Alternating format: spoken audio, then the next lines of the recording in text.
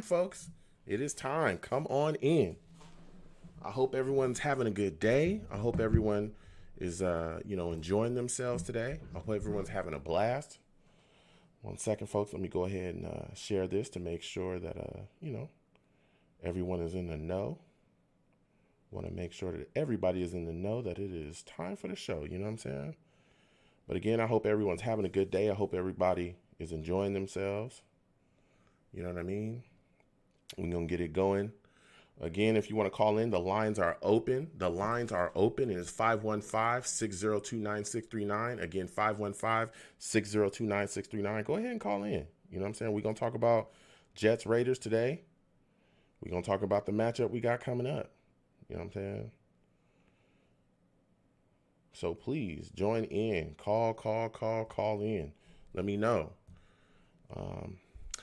Roscoe Kick says, "What's up, Joe? Oh, what's up, my Jets brother? You pick up something new yet? Salute to you, Roscoe. You know what I'm saying? I'm not, real big into it, but, I ain't got nothing. What about yourself? How have you been doing? How's your day going? Have you, gotten some new stuff yet? So, you know what I'm saying? Hope everyone's doing well. I hope everyone is doing well. Again, 515-602-9639. Go ahead and call in. You know what I'm saying? Lines are open. Tonight we are talking Jets Raiders. All right? I definitely want to talk to y'all. You know what I'm saying? But how's everything going with you, Roscoe Kicks? I hope everything's going well with you, my friend. You know what I'm saying? I'm hyped. I can't wait. Let me tell you. About to have a blast. A true blast. Jets, man, we in a situation, but, this might be a game. Maybe if we play well, if we go out there, we start fast, I think we have more of a chance than a lot of people are giving us. You know what I'm saying? I really, really do. I think we got more of a chance than people are giving us. Phoenix Flight, salute to you, my man. How's everything going with you? Phoenix Flight says, are the Jets going to try this game? I hope so, Phoenix. I hope so. And it's good to see you in here, my friend. Good to see you in here. You know what I'm saying? Oh, it's going to be a good one. It's going to be a good one, folks. I'm telling you. It is going to be a good one. Woo. Got a lot going on. The Jets got a lot of situations. Got a lot of situations right now. A lot of things to talk about. This team is we on the cusp. We got to find it out. We got to figure out what we're going to do. But 1 second, folks. I got to connect something, and then I come back. We're going to start the show. So hold on a second.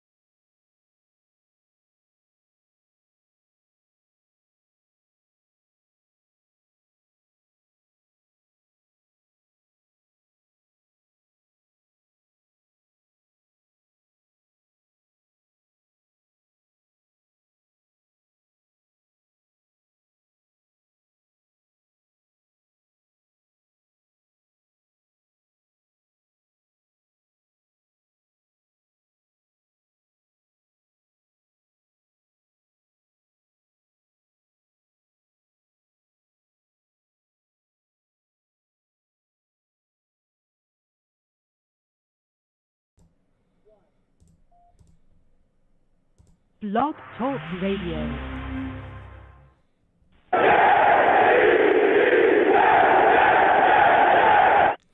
What's going on, folks? It's your boy, Long Beach Joe, back at it. All right, it is time.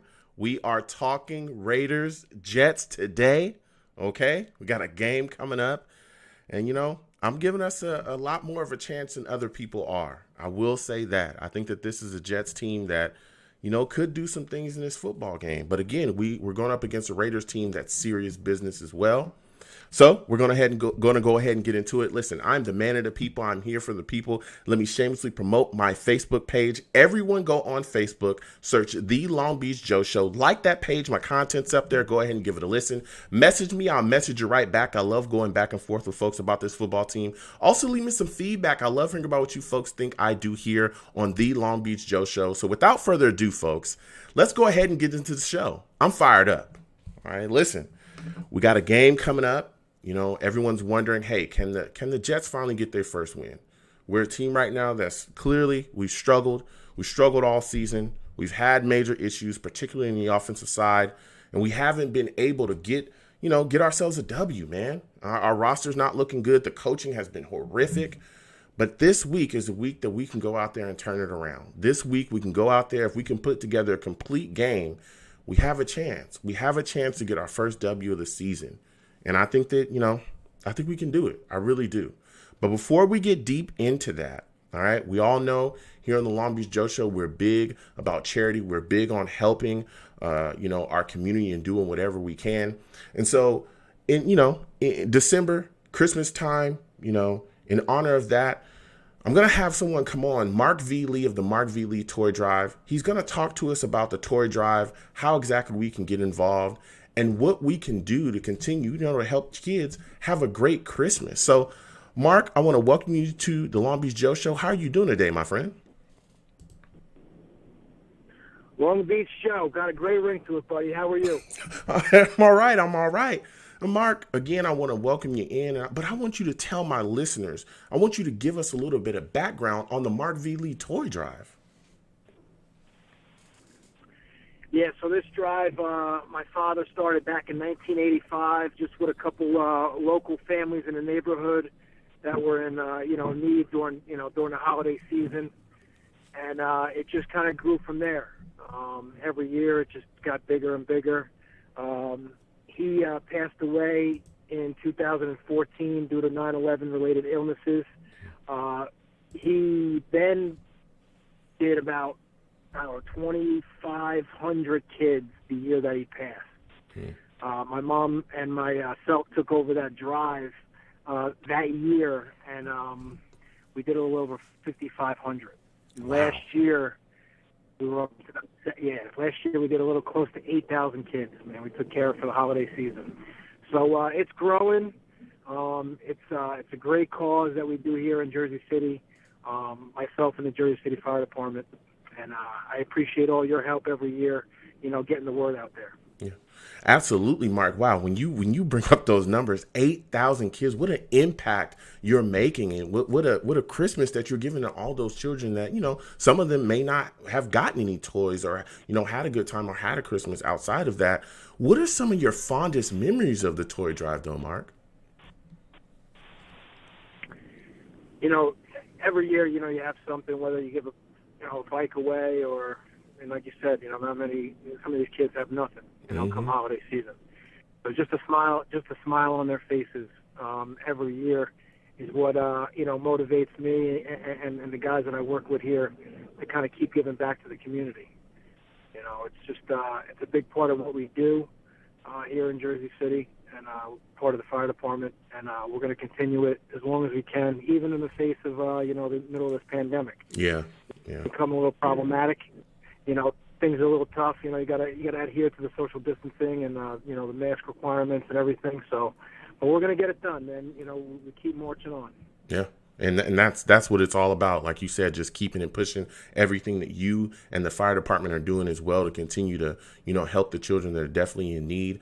How can my listeners get involved with the toy drive? Where can they donate? Where could they send, any kind of funds that they want to send as well to help support that way? So any monetary donation you can send to 465 Marin Boulevard. I believe it's 07306. The area code. That's our fire headquarters. They know that the drive that we do, and over the years, like you said, it helped us out. People have sent in donations. Mm-hmm. It goes right there. They make sure they get it to me.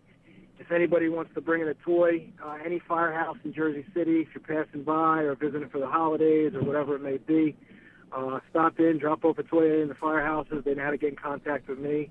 I also this year, like we were talking about, as far as COVID was concerned, we set up a virtual drive linked up with a company called DonateAToy.org, which has Toys for Tots link for it, and any toy that is donated off of that website, they'll match to our drive 1 for 1. Wow. I have the link on my Facebook page and Instagram, which is at Mark_Vincent. You reach me there, and just click on the link, click donate, and any toy that is purchased, Toys for Tots will match 1 for 1. Yeah, that is wonderful, and as well for everyone that is listening, if you go on my social media as well, whether it be the shows or my personal, our Facebook page, or our Instagram as well, we'll be putting that out too. And that's wonderful. That's a beautiful thing to be doing. And again, Mark, I want to thank you for everything that you are doing, along with the fire department as well, to, help these children have a great Christmas. Now, before, I'll let you go, you're a Jets fan, just like I'm a Jets fan. So, we got to talk about this team for a second. I know. Oof is right. Talk about it. Misery. Oh, man. Oof, oof. This season has not looked good, but I want to get your thoughts on this season, and I want to get your thoughts on Adam Gase. I don't understand how he's still the coach, to be honest with you. You see other teams all over the NFL making proper adjustments, firing their coaches and kind of, going with the next best guy. Mm-hmm. I don't know how he's still here. I mean, you listen to his post-game press conferences that he holds, and the guy can't even, tell the truth about him not calling the plays. Oh. You're ruining Sam Darnold here. He's regressed. He's not progressed. If we keep tanking for number 1 here, I think obviously Lawrence is going to be the guy. Mm. What do you get for Sam? What do we do with Sam? Yeah. The guy, he was a number 3. So are you effectively you're ready to move on from him, Mark? Is that what you're saying? You're ready to move on from him? You think, hey, Sam's too far gone. It's time to move on. Let's just draft Lawrence and then go forward. Of course, after firing Adam Gase, let's just move forward and trade Sam for whatever you can get for him. Yes, I think that if we wind up finishing with the number 1 pick, you got to go with Lawrence there at 1. And then, what do you get for Sam? Yeah. Which is hard because he hasn't played all regular season games since he started his career. He's been out a few games here and there every season. Last week, he had all his weapons at his disposal. He still didn't make great decisions with the football. And what do you do? Do you play him? Do you win a football game? Do you give him the opportunity to win and possibly not get us the number 1 pick to show what he had? It's a tough situation. I like the kid. Yeah. I think he seems like a really great guy. Mm-hmm. But as far as a team point of view, what do you do with him? I mean, do we get a second round for him? Do we get a third round for him? I think his play. Mm-hmm. I don't know. Yeah. That's a tough question. That's a really tough question. I'm a guy that's a little bit, on the other side of that fence. I think that he's a guy that we could move forward with, but we definitely have got to better the football team around him.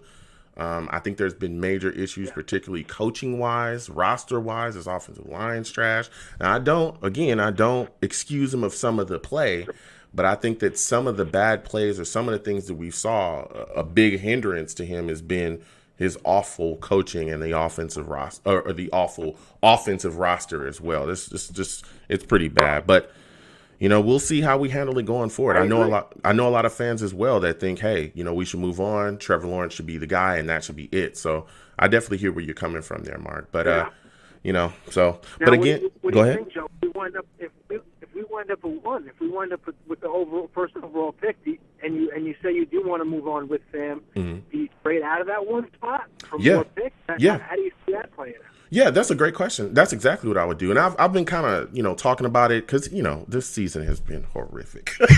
It's been bad, man. So talk about the games is really tough. So, we were pretty much talking about the offseason damn near in week 3, So, but I've talked about that. Yeah. Yeah. Taking that pick, and can you imagine if we took that number one pick? And I know you're a Jets, you're crazy about the Jets just like I am. If you can end up getting 2 to 3 first round picks and a couple second round picks and some thirds and all these things, you're basically getting 2 or 3 drafts worth of picks for this one, spot to move down. Yeah. Can you pass that up though? Because Mark and I, we have issues we have next to no, weapons offensively. Our wide receiver, outside of Mims, Crowder, who's going to be a year older, there's big speculation. Who else is there? We don't really have a number one. Our offensive line is horrific. We need so many pieces, so many things. And then we're not even talking about the defense, though, because the defense is playing well. But a lot of guys that are here, not just offensively, but also defensively, are on 1-year deals. Marcus Mays also coming up for a deal as well. So there's a lot of issues. We're talking about our corners. They're young, but, and I know a lot of people say, hey, we still need a number 1 and 2 corner. We still don't have a pass rusher. So we still don't have things, that winning teams need. You know what I'm saying? So yeah, exactly. Yeah. Exactly. So I look at it like if you can trade that pick and get it. Go ahead. No, we debate about this. Me and my fellow Jet fans. Yeah. We debate about whether we would trade out of one. Some guys say Lawrence is a generational talent. Mm-hmm. You gotta go with him at 1. Some guys, talking tanking for Trevor. Mm-hmm. Some guys, want to trade. Like you said, you can get 2 drafts technically in 1 draft with all the picks if you trade out of the first pick. Yeah. And that would help us out across the board with more needs in different areas. Yeah. Like you said, cornerback and wide receiver. We do have a lot of money in free agency that we can spend on some high-level talent. Yeah. Whether these guys want to come and play for us is a different story. It's a weird situation that we're in. But I think Trevor Lawrence is definitely a talent. Is he the guy that's gonna? Is he going to bring us leaps and bounds, though, his rookie and sophomore season? Yeah. Well, the question is, can he? Pieces that we need. Yeah. The question is, can he? And that's a great. We need the pieces around him to make that happen. Exactly. And that's why I'm and again, I'm going to keep kicking out that take as we go further, into the season. But like you just said, is can he take us leaps and bounds in his, that freshman sophomore year in the NFL? And the question is, will he have the roster? And if he doesn't, can he do that with basically what we have with maybe a couple more pieces added just from the regular drafts that we have? And you don't know. But, we'll see what happens when we go forward. But, it kind of is what it is. But Mark, that's all dependent on Joe Douglas. Yeah, I know a lot of people have a faith in Joe Douglas here. Yeah, he's made some good picks, questionable. Letting Robbie go, and I know he's done a show where he's actually come out and talked about that mistake about not giving Robbie another opportunity. Yep. But at least he's a man to what Robbie's doing over in Carolina. Yeah. You have that guy on the outside of Mims, and maybe a little bit different story this year. Yeah, yeah. But Carolina also has other weapons too. Carolina's also coached better than we are as well. So that might lend to my point of trading back. That might lend to my point right there. Who's the best player on the offense? Yeah. Who's been the best player on the offense so far? To me, it's Mekhi Becton. Eagles wonder. To me, it's been Mekhi Becton. I mean, he's unbelievable. Yeah, he's unbelievable. Unbelievable at left tackle. On the field, he's another guy. Yeah. He's a great pick. He was the pick that I wanted. I know a couple guys were looking at Wirfs, and who was the other kid? Thomas. Yeah. But I'm glad we went with Becton. Yeah. The kid's a talent for sure. Yeah, absolutely. Well, Mark, again, listen, I want to thank you for calling in. If you can give my listeners, again, just your social media and where they can contact you and how they can get involved in the toy drive, it'd be phenomenal. Again, thank you for coming on. No, of course. Listen, guys, anybody that wants to send any monetary donations, you can send to 465 Marin Boulevard in Jersey City, New Jersey. That's our fire headquarters. If you want to donate a toy, you can go to, if you buy your own, you can stop at any firehouse in Jersey City, drop it off. They'll know where to get it to. You can also log on or, check out my Facebook page or Instagram, which is Mark_Vincent. I have the link there for donatatoy.org. The link on the page goes to to our drive. So just don't go to donatatoy.org. make sure you click that link so the toys come directly to this drive. And any donations bought off that website, Toys for Tots will match 1 for 1. Yeah. Again, Mark, I want to thank you for coming on. It's phenomenal, everything you're doing. Again, everybody knows we're going to continue to show support to the Mark V. Lee Toy Drive as well. Thank you for coming on again, Mark, and you have a good night. Joe, thank you for having me, buddy. Always a pleasure. I'll talk to you soon. Go Jets. Go Jets. You have a good one. Whew, let me tell you something. Mark V. Lee, the Mark V. Lee Toy Drive. Again, everyone, get involved any way you can. I'm going to blast it again across our social media so you'll be able to go there and click that link, like you said, and get involved with everything that they are doing. That is a phenomenal, phenomenal charity. I love what they do, and I love getting involved and just spreading the word with everything that they're doing over there. Salute to Mark V. Lee, and also salute to the Jersey City Fire Department. Again, hey, if you have a toy, monetary, anything, take it to a fire department and they'll make sure to get it to them. So now with that said, let me tell you something. We got to get back to talking about these Jets. Okay. We got to get back to talking about these Jets. Sadly, I know I got a lot of callers on the line. I will get to everybody. Please just be patient. I will get to you. I promise. Let me tell you something. This team right now, a lot of issues here. All right. A lot of issues. We're going into this Raiders game. We put Alex Lewis on the non-football injury list. There's a lot of rumors swirling around about what happened with him. You know, him talking to Gaze. Supposedly they had, got into it. And he told Gaze, hey, I should have left when Jamal left. Whoa. And Gaze had a response to that. There was also, a rumor swirling around about him getting into it with Joe Flacco as well. In a parking lot, so he's away from the team now. He's not, he hasn't been practicing. So he's definitely not going to play in this game. They're going to start Pat Elfin in his absence. We also know that Fant was dealing with some injuries as well, had some issues, but guess what? He's going to be playing. They've cleared him. There's just a lot of stuff going on, man. A lot of stuff going on with this football team. Adam Gase has come out, talked about how he failed Sam Darnold. Nothing new there. The guy's an idiot. Adam Gase failed Sam Darnold. Adam Gase has failed everybody. There's been nobody that has been successful in his scheme, outside of Peyton Manning, who wasn't even running his scheme. But that's the only guy that's ever been successful. So let me go ahead and get to the callers because I want to talk to y'all about this game. I want to talk to you folks about everything surrounding the New York Jets. And the first guy I'm going to go to, top of the list, is my guy, Rich. Rich, calling in. Salute to you, my man. It's good to talk to you tonight. How are you doing tonight, Rich? Joe, I've missed you. Oh. I know you've probably been thinking what happened to me. I was locked up for impersonating a football fan. No,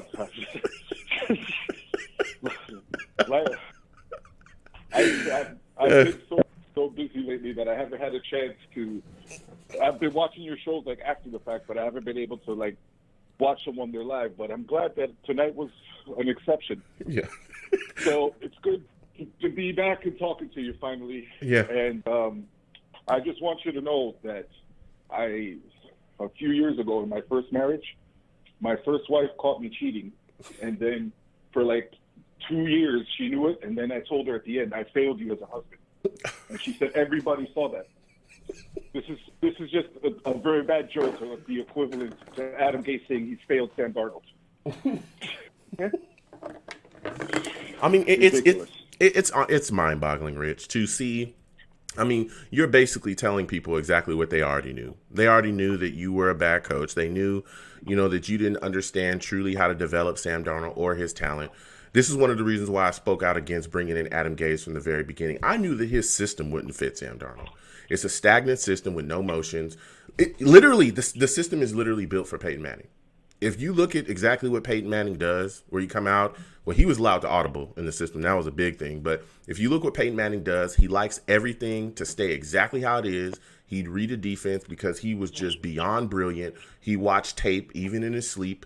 He was just, that's how Peyton played. Well, in this league, in this football league, you have to make adjustments to what your offensive personnel does well, right? If you always tell people this, situation, if you look at Lamar Jackson, if you look what the Ravens have done with him, if you ask Lamar Jackson to just be a stand in the pocket quarterback, be a statue. He wouldn't be as successful as he is with Baltimore because they allow him to use his legs, use his athletic ability to really scorch the defense. And then that puts the defense in situations where they have multiple things that they have to worry about with him. That allows that offense to become more than dynamic. Because you have to worry about him running. You have to worry about him getting out the pocket and making a play. And also, he still can throw from within the pocket now as well because they've put weapons around him and allowed him to continue to mature as a young QB. Here, you don't have to worry about much of none of that, especially with some of the things that they run as well. They run RPOs out there. Their running game is ran off of a lot of things that he does as well. It's just trickery and confusion. There's no trickery and confusion here. There's horrific offensive coaching and horrific offensive game planning. And then he gets up there and lies as well last week about, Loggins calling the plays. We know when it's your offense, Gaze, because it looks like an Adam Gaze offense. It's just mind-boggling, man. I'm telling you, I'm over it, Rich. I'm ready to lose it. I'm telling you, I'm ready to lose it. Correct me if I'm wrong, Joe. Right? Yeah. If I say, as the head coach, okay, Joe, you're going to call the plays, right? Yeah. And millions of people on national TV see you standing there with no clipboard in your hand and your mouth is completely still. How is it that you were calling the plays? I don't know. Do they have a special thing hooked up to your hat that reads it from your mind and then goes through the headset, the quarterback? Or it's what? telepathy. It's telepathy. I send it in through my brain. I think really hard, and then boom, everybody knows what I just called. That's how they did it. Everybody on the defensive side too. Yeah, on the defensive side too. It's mind-boggling. Listen, I've been, like I said, the last few weeks I've been like busy with work and stuff, right? Yeah. And so I whitewash the Jets games nowadays because it's already like the only game that was anything near interesting was the New England game. Uh-huh. And beyond that, it's just been same old thing. Yeah. And the caller that you had on before, right? Yeah. I was thinking, because today they were talking about that on ESPN radio, the same thing. Do the Jets give up on Darnold, and do they draft Trevor Lawrence? Well, here's the problem, right? Mm-hmm. Let's say you trade Sam Darnold to the 49ers, for example, who right now are dying to get away from Jimmy G and anybody else, right? Yep. Let's say you trade him over there. A couple of years from now, Sam Darnold is in the Super Bowl, and we're here with Trevor Lawrence and his family talking about what could be if we get things together. I'll give you another example. What if we trade him to Pittsburgh? Same situation. A couple years from now, Pittsburgh Steelers are going to the Super Bowl being led by Sam Darnold, and the Jets are here with Trevor Lawrence and nothing else. So the hope that I have is, because the only other poorly run franchise, I mean, there's a lot of them in the NFL, but in terms of like right there neck and neck with the Jets right now, is the Jacksonville Jaguars. So I'm just hoping that the Jaguars will finance their whole entire future and say, we need that number one pick because we were stupid enough to win one game and you guys didn't. And we will give you everything for the next 3 years, whatever, so we could have Trevor. Because honestly, you could say, oh, Trevor Lawrence is a generational athlete. Oh, he's a generational quarterback. He's going to do this. He's going to do that. Ain't nobody going to do nothing without any weapons. Period. End of story. Yeah. That's why Tom Brady is a Buck and not a Patriot this year and next year. Because last year he had no weapons, right? Yeah. And he said, you know what? I want to play, but I don't want to play like this. So I'm out of here. Yeah. So, again, you can say whatever you want. It's Patrick Mahomes, for example. Great quarterback, but guess what? He has a lot of weapons around him. Yeah. And a great offensive mind as well. Exactly. Yeah. So if you have you could be the greatest quarterback to ever set cleat to turf, but if you don't have those other necessities around you, it ain't going to make a difference. Yeah. So for the people out there that are like, no, you have to take Trevor Lawrence. You have to get rid of Sam Darnold. Just remember, you're bringing in Trevor Lawrence to the same exact situation. That's it. Maybe, okay, there'll be a different coach. Sure, of course. Because what else does Adam Gase have to do to basically, to put the final nail in his own coffin? Like, does he have to come out and say, I think Christopher Johnson's an idiot for giving me a job? I mean, I'm just letting you guys know the truth. Yeah. So. Yeah. Yeah. Look, listen, Rich. Rich, I mean, you're speaking the absolute truth, man. You're speaking the truth, and you got a great take and a great point there. It's going to be tough going forward. We're definitely going to talk about that. I want to talk to you about, the game coming up, though. I want to get your thoughts. You look at the situation. We were just talking about the offense, the issues there.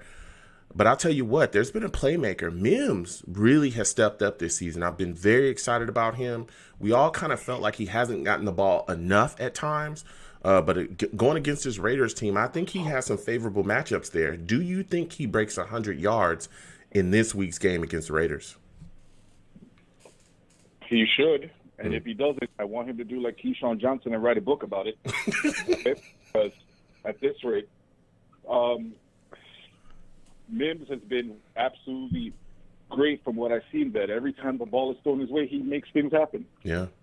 So he's got this favorable matchup, so he should, without any problem, cross the 100 yards, catching and stuff like that. But the thing is that we just need more plays through the air. Yeah. I'm tired of seeing Gore up the middle. Yeah. Gore, right. Gore, this. I'm like, is it 2003? Like, what is this? Just let Frank Gore, when we're at a 2nd and 3, yeah, okay, you can use Frank Gore. 3rd and 1, even. But why is it first down? Okay, let's do a running play. First down, let's do a running play. Why? Yeah. I mean, I just hope that at this rate, they'll start to – I've been saying this for the last 3 months and nothing's happened, but we could all wish that they finally see the error of their ways and say, you know what, we need to throw the ball more. And Sam just needs to realize that he has to stop throwing across his body because that never works. Yeah, it doesn't. So that's something that's his own fault. Yeah. So let's just hope. I mean, all we could hope for at this rate is that Sam Darnold is just auditioning to keep his job. Yeah, I mean, it kind of is what it is. You look at the defensive side. Let me ask you, this is going to be my last question for you before I let you go, but do you think that Quinnen will be able to wreak havoc in this football game? How many sacks do you think he gets against these Raiders? I think I could give him at least 3. Okay. They haven't been, the Raiders. People look at the Raiders like, oh, they beat Kansas City once and they almost beat them twice. Well, that's all the second game, and the defense was getting to Carr. Yeah. So Carr is good. Don't get me wrong, and they have a pretty okay offensive line, but Quinnen Williams is a beast. Yeah. So I could give Quinnen Williams at least 3 sacks on this game. Okay. Easily. Okay. And so before I let you go, what is your final score prediction for the Jets versus the Raiders? All right. I'll make it quick. I'll say 28-7. 28-7. Raiders, of course. Okay. 28-7 Raiders. All right. All right, Rich. Listen, man, I want to thank you for calling in tonight. It was phenomenal to speak to you. Bro, I got to hear from you more often, my man. I love hearing your perspective about the New York Jets and just the future of where we're going, man. Again, I want to thank you for calling in, my friend. Thank you for having me on, and don't worry. I'll be back more regularly. All right. Well, you have a good night, man. You too. Take care. Rich calling in. Listen, we're going to keep going with the callers. Rich calling in. He's spitting his takes. He took the Raiders. I got a feeling a lot of people are going to take the Raiders tonight, and I understand it. But listen, before I get back to the callers, I'm going to go to my savages in the chat real quickly. If this is your first time listening to me, while I do the Blog Talk Radio, everybody's on. We're having fun. I also live stream too. So I got my guys in the chat. I call them the savages. Why? Because they're savage. They don't care. Nobody's safe out here. They get it, everybody. Okay? They get it, everybody. beginning to end. It does not matter. You throw a take out there they don't like, they going to let you know about it. So I'm going to talk to my Savages really quickly. Danny Odell, salute to you, Danny. Thank you for, joining the stream. Danny says, Joe, do you believe that the reason Sam is not succeeding is his fault or the Jets organization as a whole? That's a good question there, Danny. I think, I think it's more on the Jets organization due to the fact that we're trash. Like, just what we've done here. Bringing in Adam Gase was an idiotic idea. The fact that we didn't have enough weapons, the fact that we only drafted one wide receiver that was literally in a draft that was touted as one of the deepest wide receiver classes as far as talent in NFL history, I think was a big mistake. I think that, our offensive line has had issues. Not correcting that has been a big mistake too. There's been big issues. Yes, Sam has not necessarily played his best all the time, but bro, he's been hindered quite a bit. And I'm just honest about it. Again, I don't take away, some of the bad plays that he's made. I don't, make excuses for him, but my goodness, man, the things we've done organizationally have been horrific. We put him in a really bad position, and I don't think we've done enough to make sure that he can succeed here. I really, really don't, so kind of is what it is. I'm going to go to my second guy, Jacobs. Yo, salute to you, Avromi Jacobs. I hope I pronounced that correctly. Another Savage in the chat says, Adam Gase has been successful at one thing, and that is making Chris Johnson look like a complete idiot. Listen, they get at you. That's the facts. That's the truth. That's just the absolute truth of the matter. It is what it is. You know what I'm saying?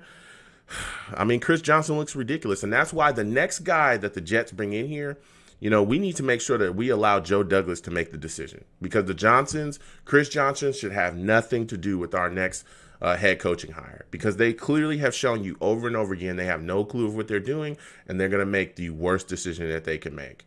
Whether it be, bringing in Adam Gase or not getting rid of Mike McCagney before we should have. It was just ridiculous stuff. But I'm going to get back to these callers. Salute to every Savage in the chat. I will get to y'all. You know what I'm saying? Keep on doing your thing. People are going crazy in there, giving me your take. But I got to get back to these callers. So the next caller I'm going to get to, my guy Elias, man. Elias is calling in. He's got takes, and I want to hear from him. Elias, I want to thank you for calling in tonight. What are your thoughts about the Jets-Raiders game we got coming up? What's going on, Joe? How you doing, man? I'm all right. How about yourself, my friend? I'm doing good. Kind of excited for the game. Hopefully another loss. Hopefully the young guys play well. Just waiting for the season to be over. But I'm basically just watching these games so I can call into your show afterwards, because that's definitely a good time, especially more than the game. So, well, thank you, thank you. It's tough. It's tough. I'll be with y'all again this week watching this game with y'all, but it is tough. But I tell you what, we all get to sit down and talk about what we saw there, and trade takes. But I want to get your thoughts on this, Elias. Sticking with this game, do you think that this is a game where Darnold can come out and really get some things going early, and put some points on the board? It's tough. I wouldn't be. I hope so. I feel bad for the kid, what we've done to him. Sending up with Gase and stuff. But man, we've been anticipating that every game this year, and it just hasn't really happened. Like, he hasn't really been playing. He hasn't really, what's his best game? Like, he had a decent game against the Niners, but it was all short stuff, which wasn't really his fault. It was just Gase calling bubble screens to Chris Hogan, and don't get me started on that. But man, he got released today too. But whatever. He balled out against the Raiders big time last year, but this is a completely different. This is a different Raider team. Yeah. So, and they got some guys, especially a couple guys on defense. I'm pretty worried about. Max Crosby's a beast. Who else? Farrell. So not bad pass rush. They got some decent guys on that defense. Corey Littleton at linebacker. Yeah. But their offense is what scares me more a bit. But especially Darren Waller. Yes. Josh Jacobs isn't playing, but they run the ball pretty effectively. Yeah. And their offensive line is very good too. Especially when the previous caller was talking about Quinn Williams doing really well. I can see him doing really well, but especially that offensive line is really good. Especially guys like Rodney Hudson. I don't know what to do with Richie Incognito, but he's a good player too. So Yeah, I'm just hoping to see some young guys playing well. Yeah, yeah, and and it's great that you talk about young guys playing well. And one of the parts of this football team that I want to see, really how they function, like you talked about with these offensive players for the Raiders, is our cornerbacks. I want to see how they function when they get tested this week, because you talked about this offense. Their offensive line is solid. Waller, very good tight end in this league, big body. I mean, and he can move after he catches the football. Like he can move. And let me tell you something. You try to go high on him, he will dust you off, run you right over, and keep it moving. But they also got some guys at wide receiver that I think can do some things too. Aguilar is a guy that can make plays. He's done decently this year, with them. Winfro is a guy as well. He's being moved around. He comes out the slot from time to time. He can make plays too. But I want to get your thoughts on them being tested by Ruggs, because Ruggs is a young kid. We were all excited about him, especially coming in the draft. He was talked about as a target possibly for the New York Jets, but he's a guy that's all speed. I mean, his athletic ability, some of the things that he can do. Again, he's had kind of an up and down season. He played a really solid game against the Raiders against the I think it was Kansas City early in the season, where he had some bombs that he caught. Are you concerned that this guy who they've brought in to really, take the top off the defense, are you concerned that he could burn us and burn our secondary really bad with our corners being kind of young and inexperienced?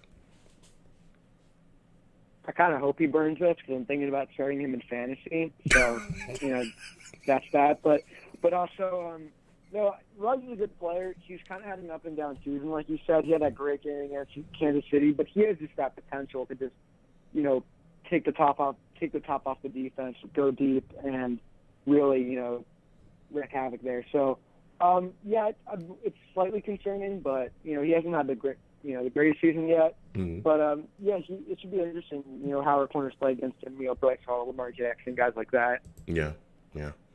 It's we'll see what happens, man. Because I really think that we gotta keep ourselves together and keep our tracks. But going back to the offense as well, what are your thoughts about this situation with Alex Lewis being put on the non-football injury list? There's a lot of rumors swirling around about him having issues with gays and saying things. Also, him probably having issues with Joe Flacco as well. How do you feel about that situation, man? Wait, so is it true that he actually said to Gase, like, I should have been gone when Jamal? That was the reports. That was the reports. That's news to me. Yeah, that was reports that he's that they got into it. Man, that's funny, because Alex Lewis was the one defending Gase when Manish Mehta was like talking about that whatever with Jamal Adams, talking about, he said Gase is the problem, stuff like that. Mm-hmm. So that's kind of funny that is one guy who defended him isn't feeling that way anymore. But it's crazy. I want to see Cameron Clark playing. Elf flying cool, whatever. But Cameron Clark's the guy we drafted in the 4th round. Like, people were talking about him like he's not really able to. He played tackle in college, but he kind of projects more as a guard. Yeah. So I understand not playing him, just because it usually takes like a year to transition positions like that. Mm-hmm. But I just want to see him play, man. Yeah. We'll see what happens going forward, man. My final question for you is: go ahead and give me your score, final score for the game against the Raiders. I'm gonna say probably 28-10. Vegas, the Raiders. I keep saying Oakland, man. Yeah, I think they're coming off a tough loss. I think they're going to be motivated. A lot of Jets fans are, I feel like they're getting worried that people, pro tank guys, mm-hmm. about the Raiders coming off didn't play well. They're coming from the West Coast, but dude, the Jets have been so bad this year that no one scares me to lose a tank at this point, except for the Jaguars or something. Which I have one question for you, actually. Yeah, go ahead. The Jets YouTubers that I watch, you're kind of the only guy who's anti-tank, wants to roll with Sam. Mm-hmm. I know you said you don't want to go 0-16. If mm-hmm. we have that number 1 pick lined up and into week 17 and we win, would you be upset, or would you be fine with I mean, it'd be not going 0-16. Yeah, I wouldn't. It is what it is. If we go out there, we compete, and we end up winning the game, I wouldn't care. To be completely honest with you, it wouldn't. Okay. I wouldn't care. If we go out there, we compete hard, and we end up somehow winning a football game, it is what it is. Like, I mean, the way it's looking, that's, probably not going to happen. But, we got to go out there and we got to do our thing. Yeah. But I wouldn't be, like, massively upset and throwing stuff. No, not me at all. It just kind of is what it is. Like I said, I don't want to see us go 0-16. I don't want that. I don't want 0-16 on the record of a franchise that has had a lot of very, idiotic moments. I would just say that. A lot of bad moments. A lot of moments where you just want to cover your head in shame. Johnson's resume. Yeah. But I don't want that. But we'll see, how the season continues to go and continues to play out. Listen, Elias, I got to get back to the rest of these callers. A lot of people on the lines. Listen, man, I want to thank you for calling in. You have a good night, all right? Yeah, have a good night. All right, peace. Whew. Elias on the line, bringing his takes. We're going to continue to go to the lines here. Got a new caller here. I'm going to get to this new caller. You know what I'm saying? 8848. Give me your name. Give me where you're from. And what are your thoughts on this game that the Jets have coming up against the Raiders? Joe, by this voice. Oh, this is Shaq? Oh, I'm my sure God. you don't need a name. I'm sure you don't need a name or where I'm from. No, Shaq, how are you doing Because, tonight? It's good to talk to you. You, I'm bringing the heat. Here we go. Hopefully, like your former co-host, you don't push me out the door or hang up on me and talk over me. And by the way, I miss you guys together, but that's another subject for another day. Hey, creative differences. But I hear you, Shaq. I want to thank you for the love. I want to thank you for calling in. Go ahead. I'll let you go off. I was trying to get a point out, and I couldn't. And I was saying, an elite group or whatever, the elite group of guys, like Drew Brees, the once-in-a-generation lifetime players like Drew Brees, Russell Wilson, and those guys, those guys you would take over a guy like Eli Manning. But Eli Manning has something that they don't have, and that's 2 Super Bowls. And I'm sure you know where I'm going with this. Oh, yeah, go ahead. Eli Manning has 2 Super Bowls, and they weren't even won because of him. They were won because of team and coaching. You know what I'm saying? And basically where I'm going with this is, I'm torn with this. I don't care if we take Trevor Lawrence or whatever, I don't care if Sam stays, but my opinion is what's going to get us to wins faster. You know what I'm saying? What's going to get us wins faster? And I feel like us trading the pick can get us to wins a lot faster. Okay. Trading the picks, building the team, getting rid of Adam Gase. Okay. And everybody thought Jared Goff was damaged goods. Facts. Rams wanted him out the door. Facts. Then they brought Sean McVay in. Facts. They made the Super Bowl the next year. Facts.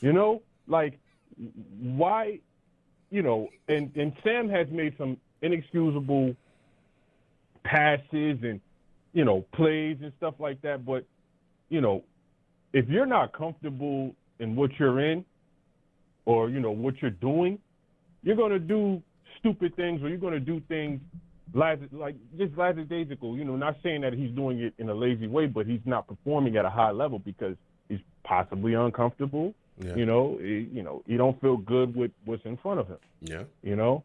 And, a lot of guys say, I said, Patrick Mahomes was bad and all of this stuff. No, he played bad in the Super Bowl. He didn't play Patrick Mahomes, in that way in the Super Bowl. His defense played well and, his coaching wasn't up to par, but it helped, He had his running game to lean on. He had a guy to lean on in the running game, Damian Williams. If you watch the game, he helped him. You can't. This is not a one-man show. Yeah.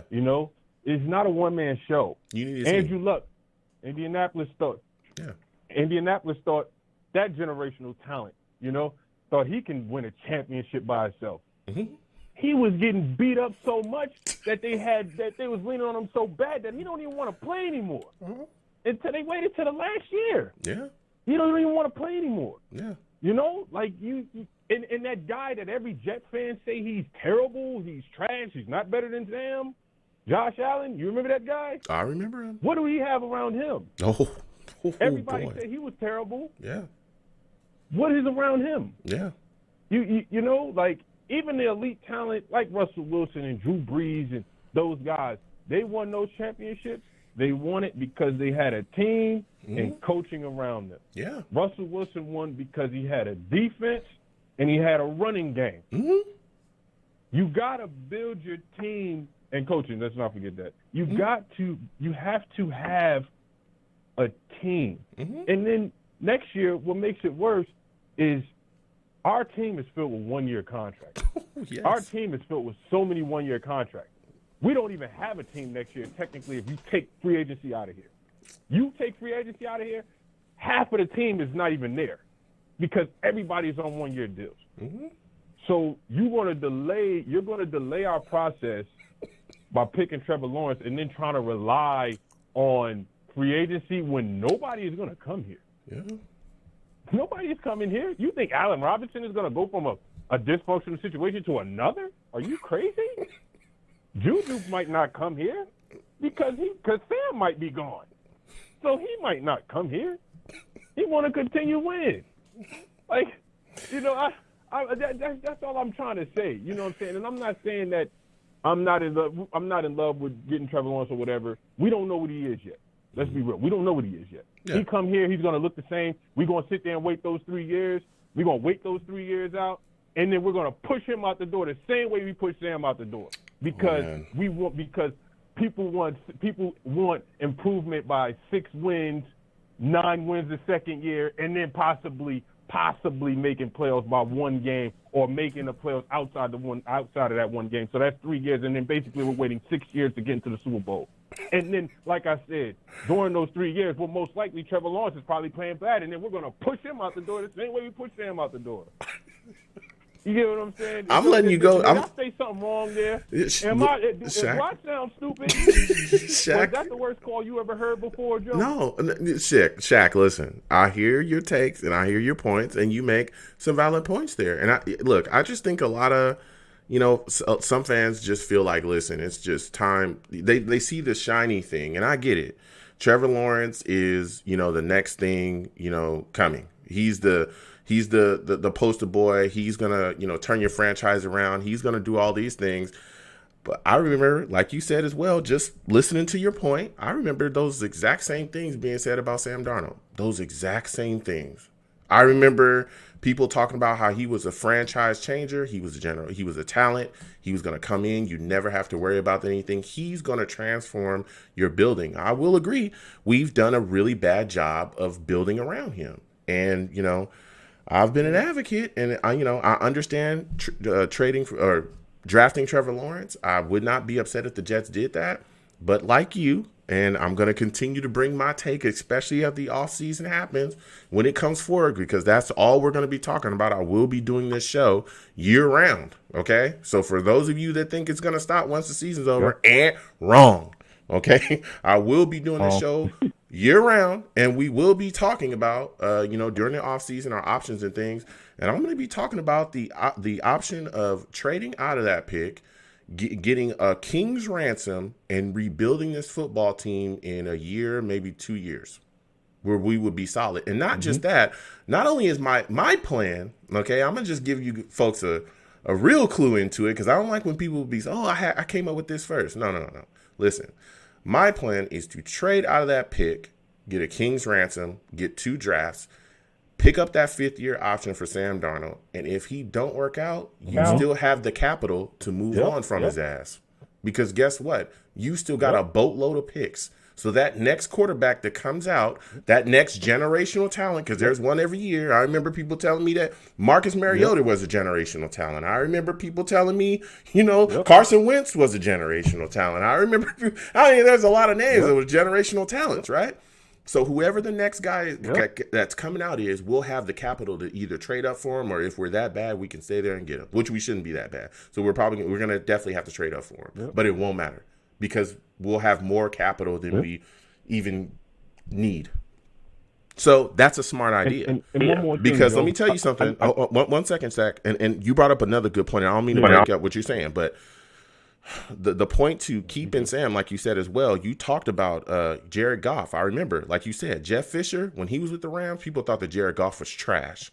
They got rid of Jeff Fisher. That organization looked at him and said, oh, we got to get you out of here. They got rid of him. They brought in Sean McVay, completely changed the way that we thought about Jared Goff. You also talked about, when you talk about, rehabbing quarterbacks, look what happened with Ryan Tannehill. Ryan Tannehill was with Adam Gase. People said he was trash. The Dolphins literally traded him for a couple picks. He goes over to, Tennessee. They just gave him a big time deal. He's their franchise quarterback. He has the fourth highest completion rate in the history of the NFL. Yep. I thought Ryan Tannehill was trash. Yep. If you look at what John Gruden has done with Carr, does anybody remember when they were talking about getting rid of Carr? When Carr was supposed to be like the worst quarterback in the entire league. That's what I was told. He went over there, started working with Carr, completely revamped what he's doing over there. That team is competing. They need more pieces. There's things, but they're competing, and no one's saying that they need to get rid of Carr now. Everybody's saying, all right, let's build around him. That's why they went and got Ruggs. They're still trying to build other things over there. They got Waller. We're facing them. So you can bring in a coach if he wants to work with a quarterback, and, you can win. So, but I'll let you go ahead. Go ahead, Shaq. I'm letting you go off. Go ahead. Say what you got to say. Yeah, no, it was something short. You were saying you was doing everything right. You was good with me. But I was saying, like, if even if we get Trevor, right? Yeah. We trade Sam. A lot of people look at him as damaged goods. Basically, the highest pick we can get for Sam is maybe a third, or maybe a fourth. A third and a fourth. Would you want a third and a fourth, or first, a second, and possibly a fourth and a third, maybe, or possibly a third or a fourth? Would you? Which one that sounds better? Yeah. Like we get more wiggle room to fill in the roster. Yeah. We get a whole bunch of wiggle room to fill in that roster, because like I said, it's depleted. Yeah, it's depleted. Like you said it. You said it earlier. You said it earlier before I called in. You said we don't have our O-line still shaky. Our receivers is not really all there outside of Mims and Crowder. They're serviceable, but yeah, they we just need one more guy. We don't even have a pass rusher. No. We don't have a corner. Nope. Marcus May might be leaving. He's probably sick of this. Yeah. Ashton Davis is learning, but we don't have these nice things. We don't have none of these things. We don't have anything.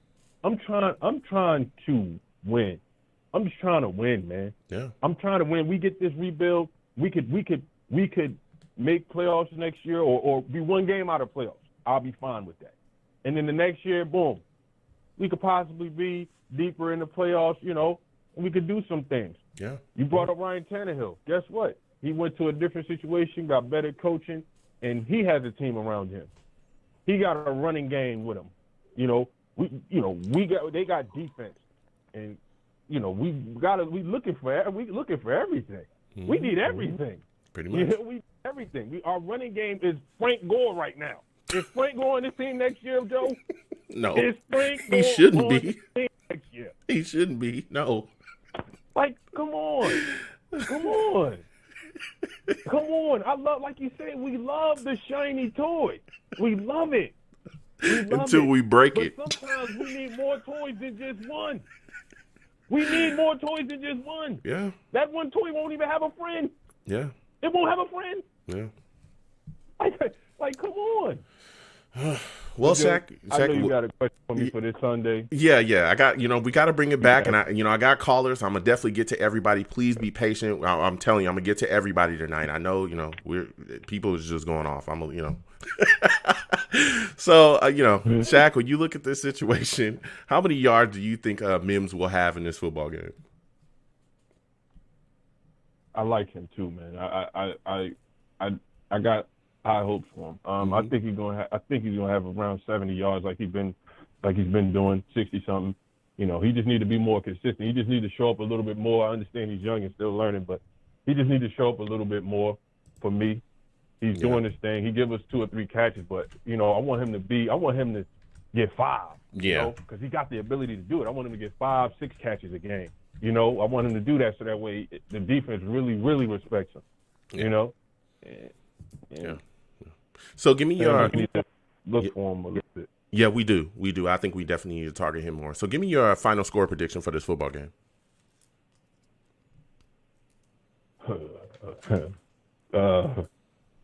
Well, I want to say.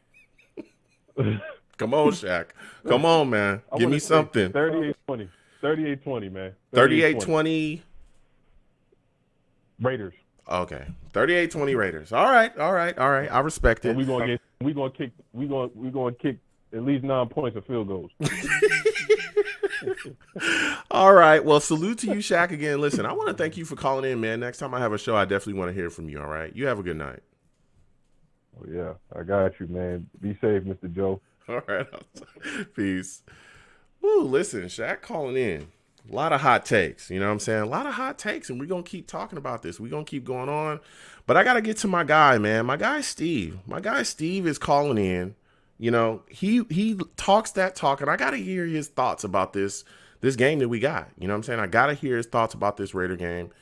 We got coming up against a tough football team. Steve, thank you for calling in. How do you feel about Adam Gase saying that he's failed Sam Darnold? Oh, God. I mean, what am I supposed to say at first? I mean, listen, Adam Gase just didn't fail Sam Darnold. He failed this whole entire team. Yeah. He literally failed the whole entire team. It's not just Sam Darnold. It's the whole entire team he failed, Joe. Yeah. It's absolutely crazy, you know, because going back from last Sunday after the game against Miami when he basically lied to the team about the whole thing with the play calling. Like I said, if I was the general manager or if I was the owner of the New York Jets, if I was listening to this press conference, I have him in my office the next day, I would have to tell him, listen, Adam, I'm sorry to say this to you. I have to tie the knot. We got to let you go because I can't have a coach that lies in front of the media about play calling like that, and that's absolutely ridiculous. Yeah. I mean, it's completely. It's just crazy. All right, Joe, go ahead. I'm sorry. Yeah, no, it's just, you know, it's just, I look at that situation and I'm like, hey, just tell us something we don't know, Adam Gase. Us hiring him was such a bad move, and it really set us back. And I look at, you know, especially going into this game against the Raiders, there's so many questions here offensively because of him and his horrific play calling and how he handles business. And again, the guy that, you know, he's affected, he said he failed him with Sam Darnold. And I'm looking at the situation. I'm saying to myself, okay, well, this week, if you come out and you publicly say that you failed him, this week should be a week where you should open up the playbook and do anything that you possibly can to, you know, allow him to just go out there and flourish. I mean, do you think that that's something that they do this week for him, Steve? Do you think that we'll see down the field bombs? We will see, you know, kind of a different little bit of play calling to help placate what Sam does well within the offense? No, I honestly think that's what could happen because, you know, I mean, the thing is, though, when you look at this game, I mean, I hope they do that and try to do something different. I mean, God, but the only thing is, though, and if they have to go for it on 4th and 1, no more running up the middle with Gore, but that's going to be what the most likely play is going to be, you know, middle with Gore. But okay, up the middle with Gore. Let's get more into this game. That's it. Yeah, let's get to more in this game. Now, here is the thing about the Las Vegas Raiders. Mm-hmm. You know, the Las Vegas Raiders are a team right now. They're fighting for a playoff spot right now. They're out of a playoff spot going into this week. But if you look at this team, listen, they can have that one game, you know, when they surprisingly shocked the nation when they beat the Chiefs in Kansas City. Like, that was their best win of the season. Last week, the Raiders are coming off of one of the worst games that they had against the Atlanta Falcons. They absolutely got cream in Atlanta. And I mean, and listen, the Falcons are not a good football team either. I mean, we're worse than the Falcons, okay? Yeah, we are. The thing is, though, when you look at this, listen. The thing is that what a disadvantage is about that the Raiders have this Sunday. I mean, listen, we've already had San Francisco, Denver, and Arizona come to the Eastern time zone this year, and obviously they played well against us. But, I mean, the Raiders in the past have always not played well in the Northeast, and especially when they come to New Jersey to play us. Because the thing is, the Raiders, I don't think, haven't won a game in the Meadowlands area since the mid-1990s, I believe.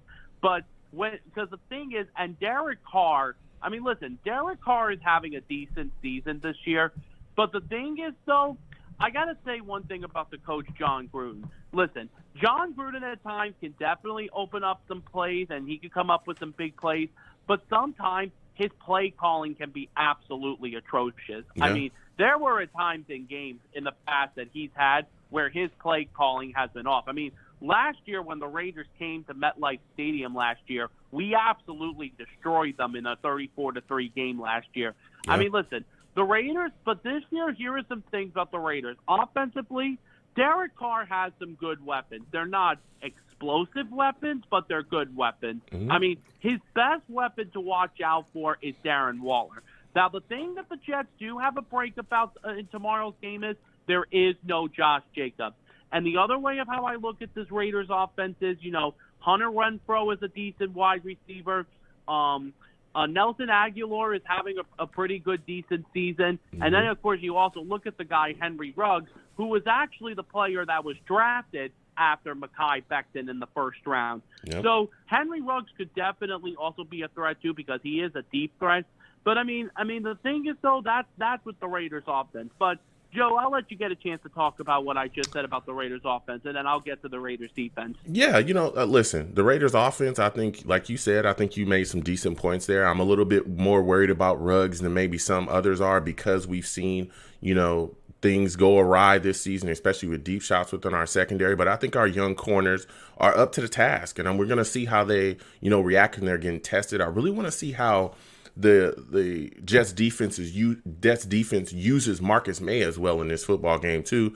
You know, I want to see, you know, are they going to bring him down there when Darren Waller comes to town? Because let me tell you something, if Waller's out there and you don't get him covered properly, it's going to be said and done because that boy is serious. Like, I watch the Raiders. I don't know if people, you know, I know some people don't watch them as much as I do because I'm forced to. I'm here on the West Coast and they are on TV all the damn time. But let me tell you something. If you don't figure out how to get him covered, particularly in the red zone, it's game over. Okay? If you don't figure it out, it's said and done. So, you know, I'm a little worried about that. But I want to talk to you a little bit about this defense as well. This Raiders defense is serious. Max Crosby is serious business. This is a guy we got to get blocked.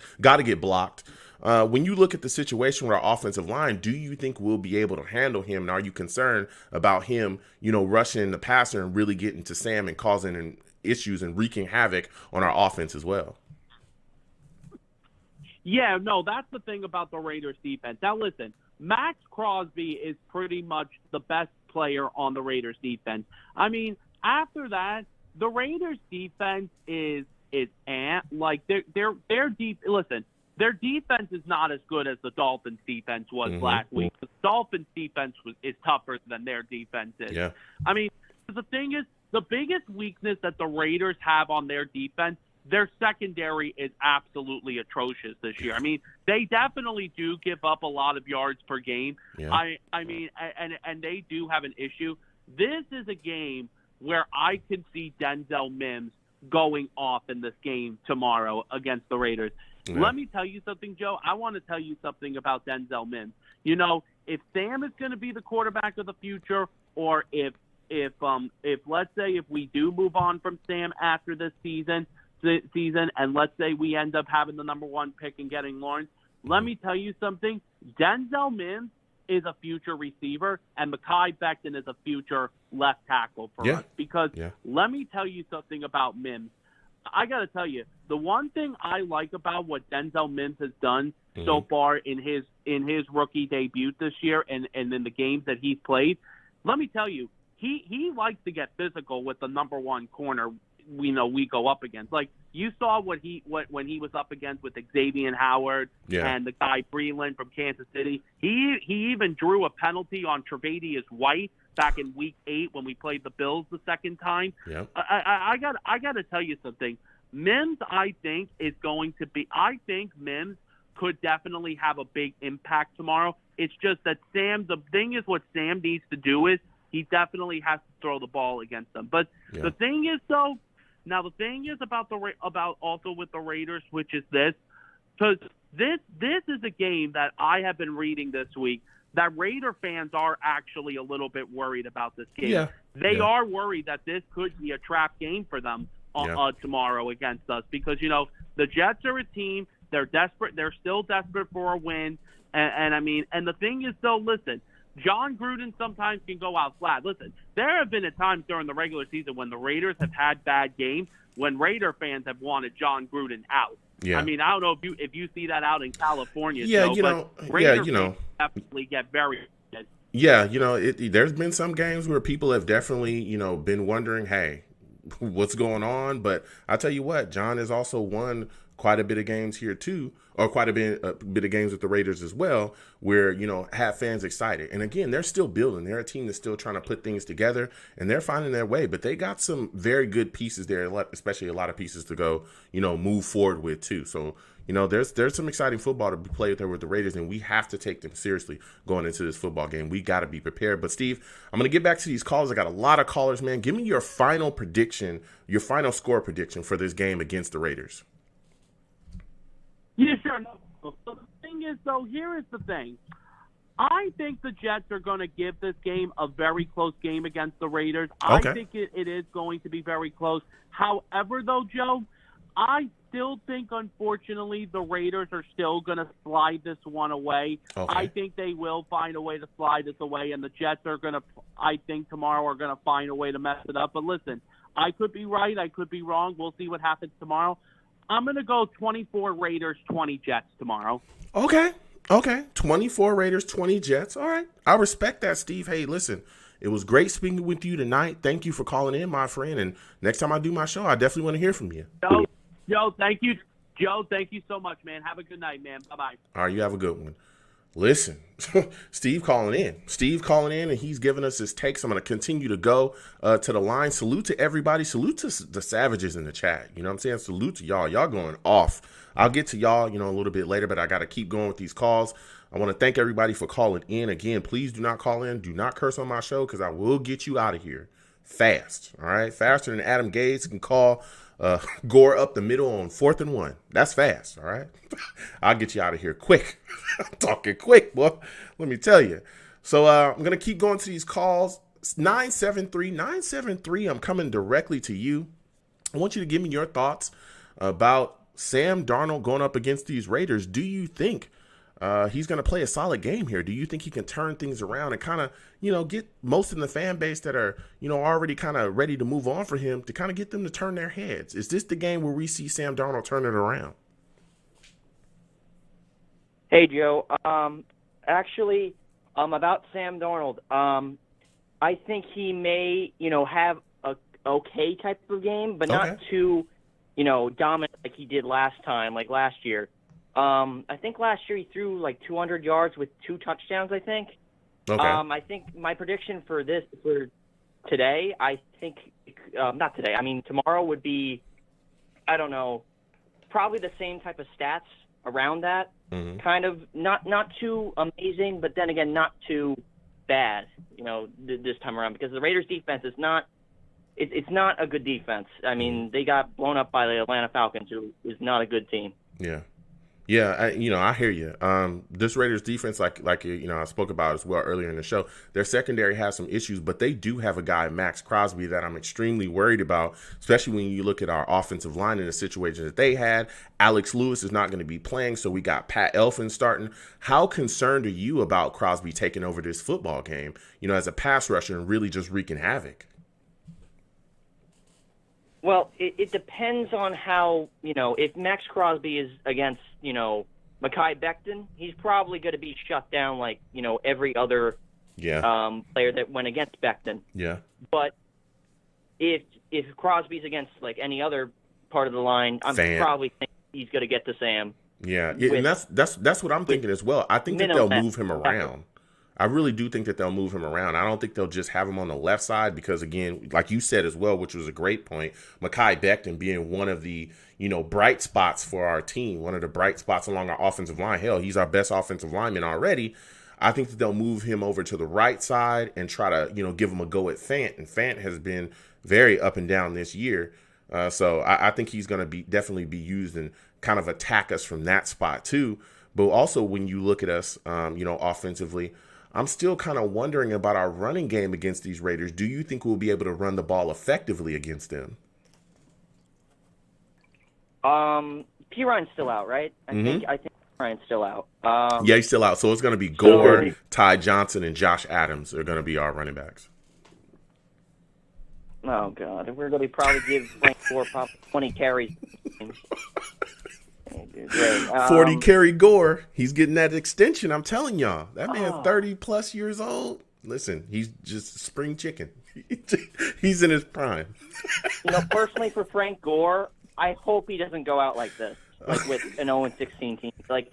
I feel so bad for that guy. Yeah. He's like, his kids in college were crying out loud. But personally, I think the Jets, game is going to be like it's always.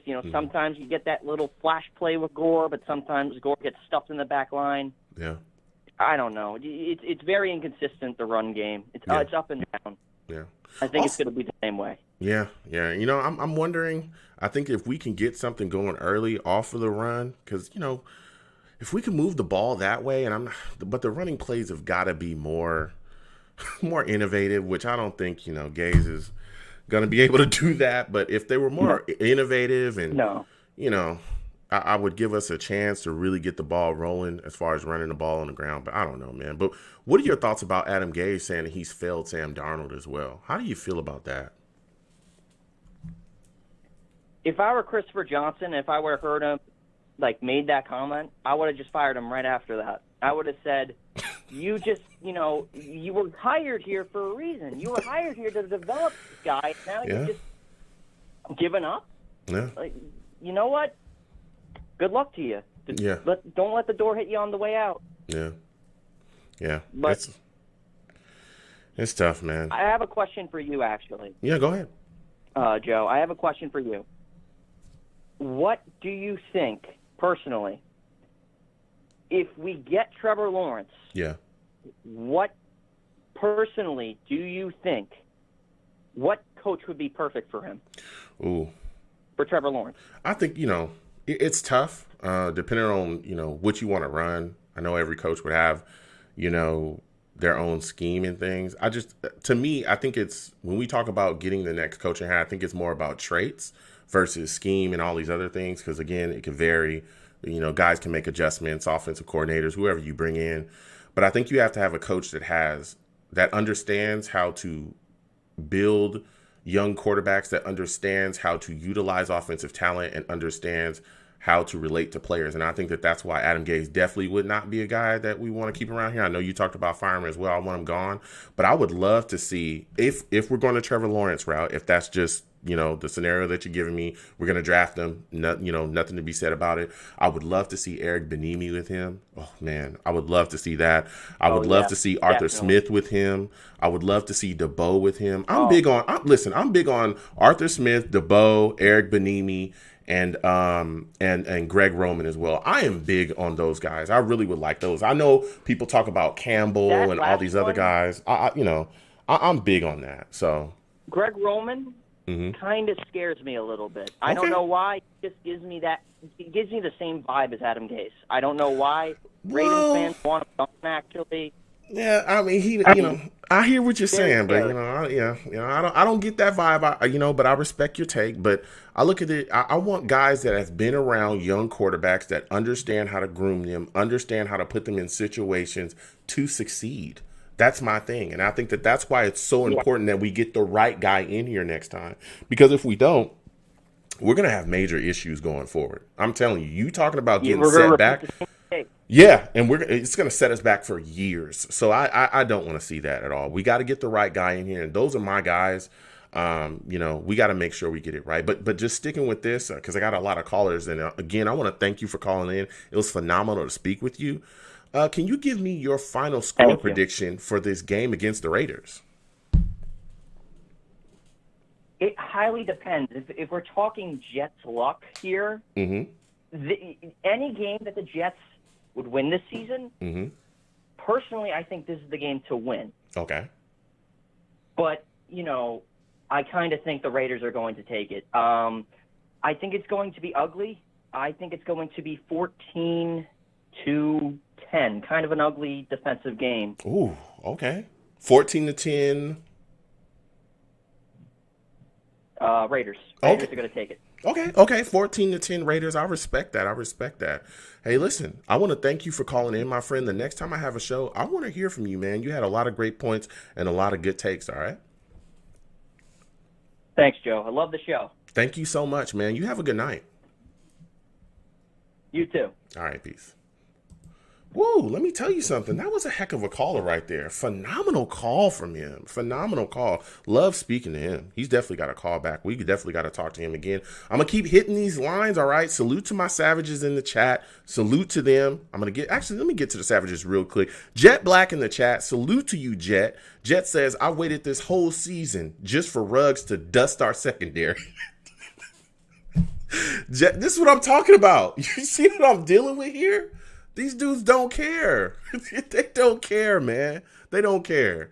They'll just destroy you. It doesn't even matter, man. Salute to the Savages in the chat. All my guys. Jet Black, Port Wait, saying Shaq, 0.5, all of y'all. Salute to all of y'all. You know what I'm saying? Everybody in the chat. Cliff Hopkins, everybody. But I'm going to get back to these lines, okay? I'm I'm coming to my guy, man. This is my guy right here. He calls in and he talks that talk. I'm coming to my guy in North Carolina. Listen, first off, thank you for calling in. Give me your thoughts about this game coming up against these Raiders, man. Do you think Sam Darnold will be able to play solidly in this football game? Yes, no doubt. He has all the tools and the talent. I know his mindset has been broken with the nonsense coming from Gase and how poorly he's handled him. And obviously his supporting cast hasn't helped out a whole lot either. But I still see that's why we see those continued flashes of greatness and what he could be. Yeah, I would not be surprised. I would not be surprised. He breaks out with a game, throws for over 250 yards. Don't be surprised at that. Okay. He's got the tools to do it, but based on how our setup is and where his mindset is right now, I think he definitely has regressed.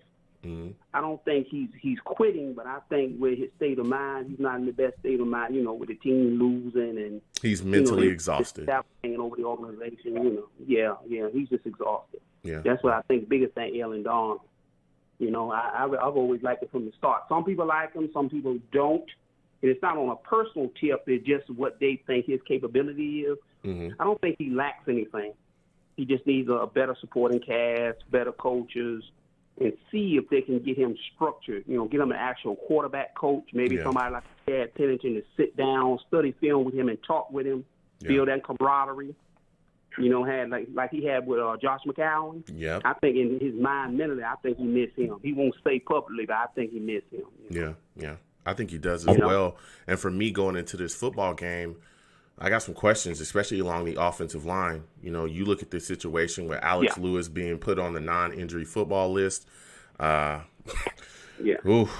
Elflein starting. We saw him have a miserable game last game when he was playing. There's a lot of concerns, and we're going up against a Raiders team with Max Crosby. This dude gets after it. Like, he don't play no games. How concerned are you about not just Crosby, but Farrell as well, really wreaking havoc on us and being able to get to Sam, banging him around? Do you think that this offensive line will be able to keep Sam protected at all? Yeah, that's questionable. I think if Gase has any common sense, he better at least make an attempt. Even if they stop it, to come out and run the ball and attempt to keep the defense honest and not let them key in so easily on Donald. Yeah. You know what I'm saying? Because if they're able to key in so easily on Don, I'm concerned about him, re-injuring his shoulder, landing in a bad way. Yes. Yes. Yes. You are speaking absolute facts. Do you think we'll be able to run the ball effectively?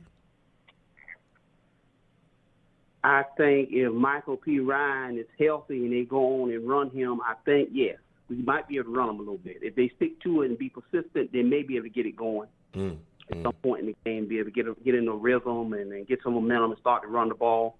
Try to line up and keep it simple. Try to run behind Becton and see if they can stack it and stop it, and just keep going to it until they can break that up a little bit and run the ball. Because I think if they can run it and just keep them honest, then maybe Darnold can work off that a little bit, complete some passes, get some first down, get his confidence up a little bit, and start feeling better about himself and his circumstance, Yeah. When you look at this Raiders, when you look at us on defense, though, and you look at this Raiders offense, what offensive weapon that the Raiders have concerns you the most going into this football game? Obviously, it's any passing attack against our corners, even though I know Poole has been good for us. Bryce Hall looks like a promising prospect for an undrafted. Yeah. The rest of the secondary looks like it's in flux. I like Marcus May. I always have from the start, even though he lurked in the shadows of Jamal Adams. And Ashton Davis, he's not ready. He's being thrust in there a year sooner than I was anticipating when we first took him. Some people liked that pick. Some people didn't like it. I was okay with it because I was under the mindset that, Jamal's, of course, going to be with us, and we would use him in situational duty, where we could maximize his strength, maybe put him in more favorable situations. And you look at how that fell through. That didn't happen. Wanted to trade Jamal, and now he's thrust out there a lot sooner. Yeah. And he's getting exposed. You know what I'm saying? Yeah. Looks like he's struggling in coverage.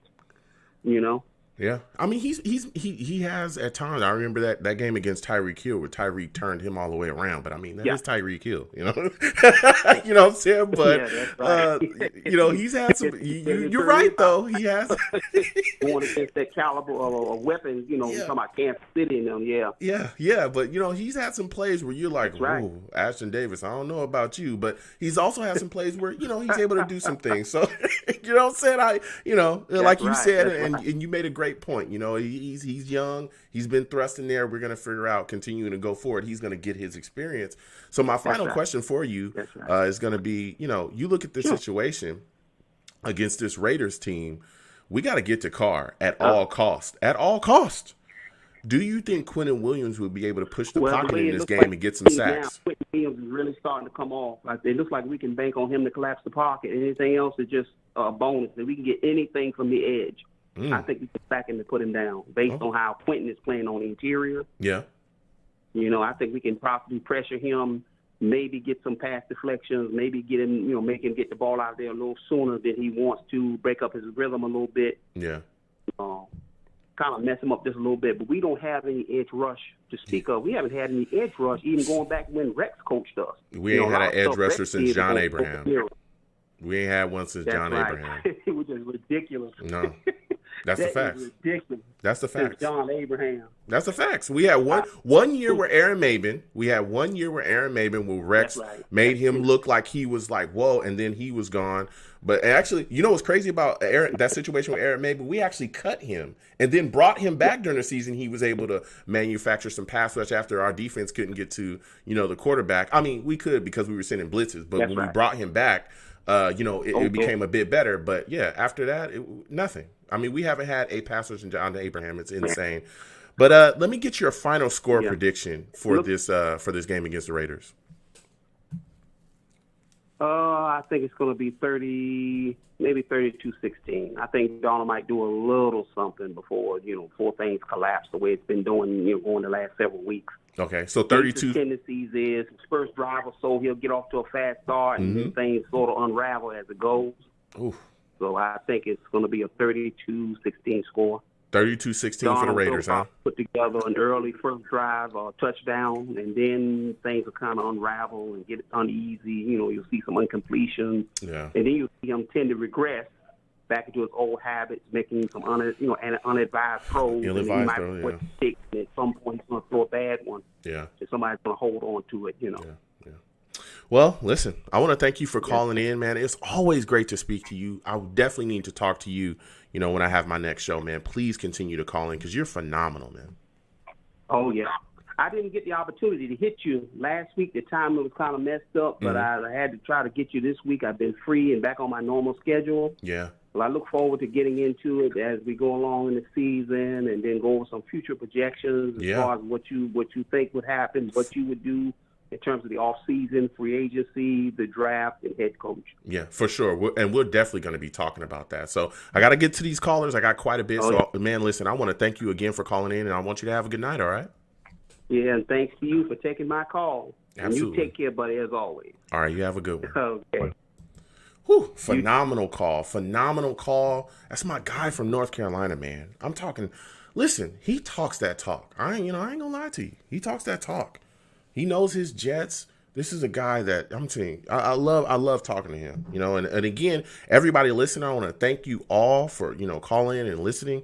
We're going to continue on with these lines. And let me tell you something. It's going to be a year-round show, all right? We're going to go into free agency. We're going to go into the draft. We're going to talk about the team. We're going to keep it on going. So, you know what I'm saying? Like and subscribe. And if you're in the chat, like that video. Like that video. I'm on YouTube, Long Beach Joe Jets. If you're listening to me on Blog Talk, that's where I live stream, baby. Like that video, like my stream while it's up as well. And subscribe, turn on your notifications. So I'm going to keep on getting to these calls. I got some new callers here. I got some people calling in. I want to hear from you again. Please call in. You call in. Do not curse on my show. I'll get you out of here. I'm telling you, I'll get you out of here fast. So 502, I'm coming directly to you. And I want you to give me your thoughts on this Jets upcoming game against the Raiders. How are you feeling about the Jets going into this football game?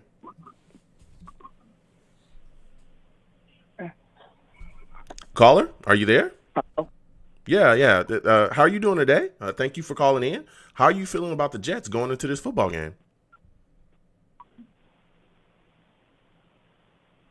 Oh, he's got nothing for me. I understand it. It's tough. It's tough being a Jets fan right now. You know what I'm saying? I think he's a little scared. You know what I'm saying? Maybe that was Adam Gase. I don't know. You know what I'm saying? Gase, was that you? Was that you, Gase? Keep it real with me.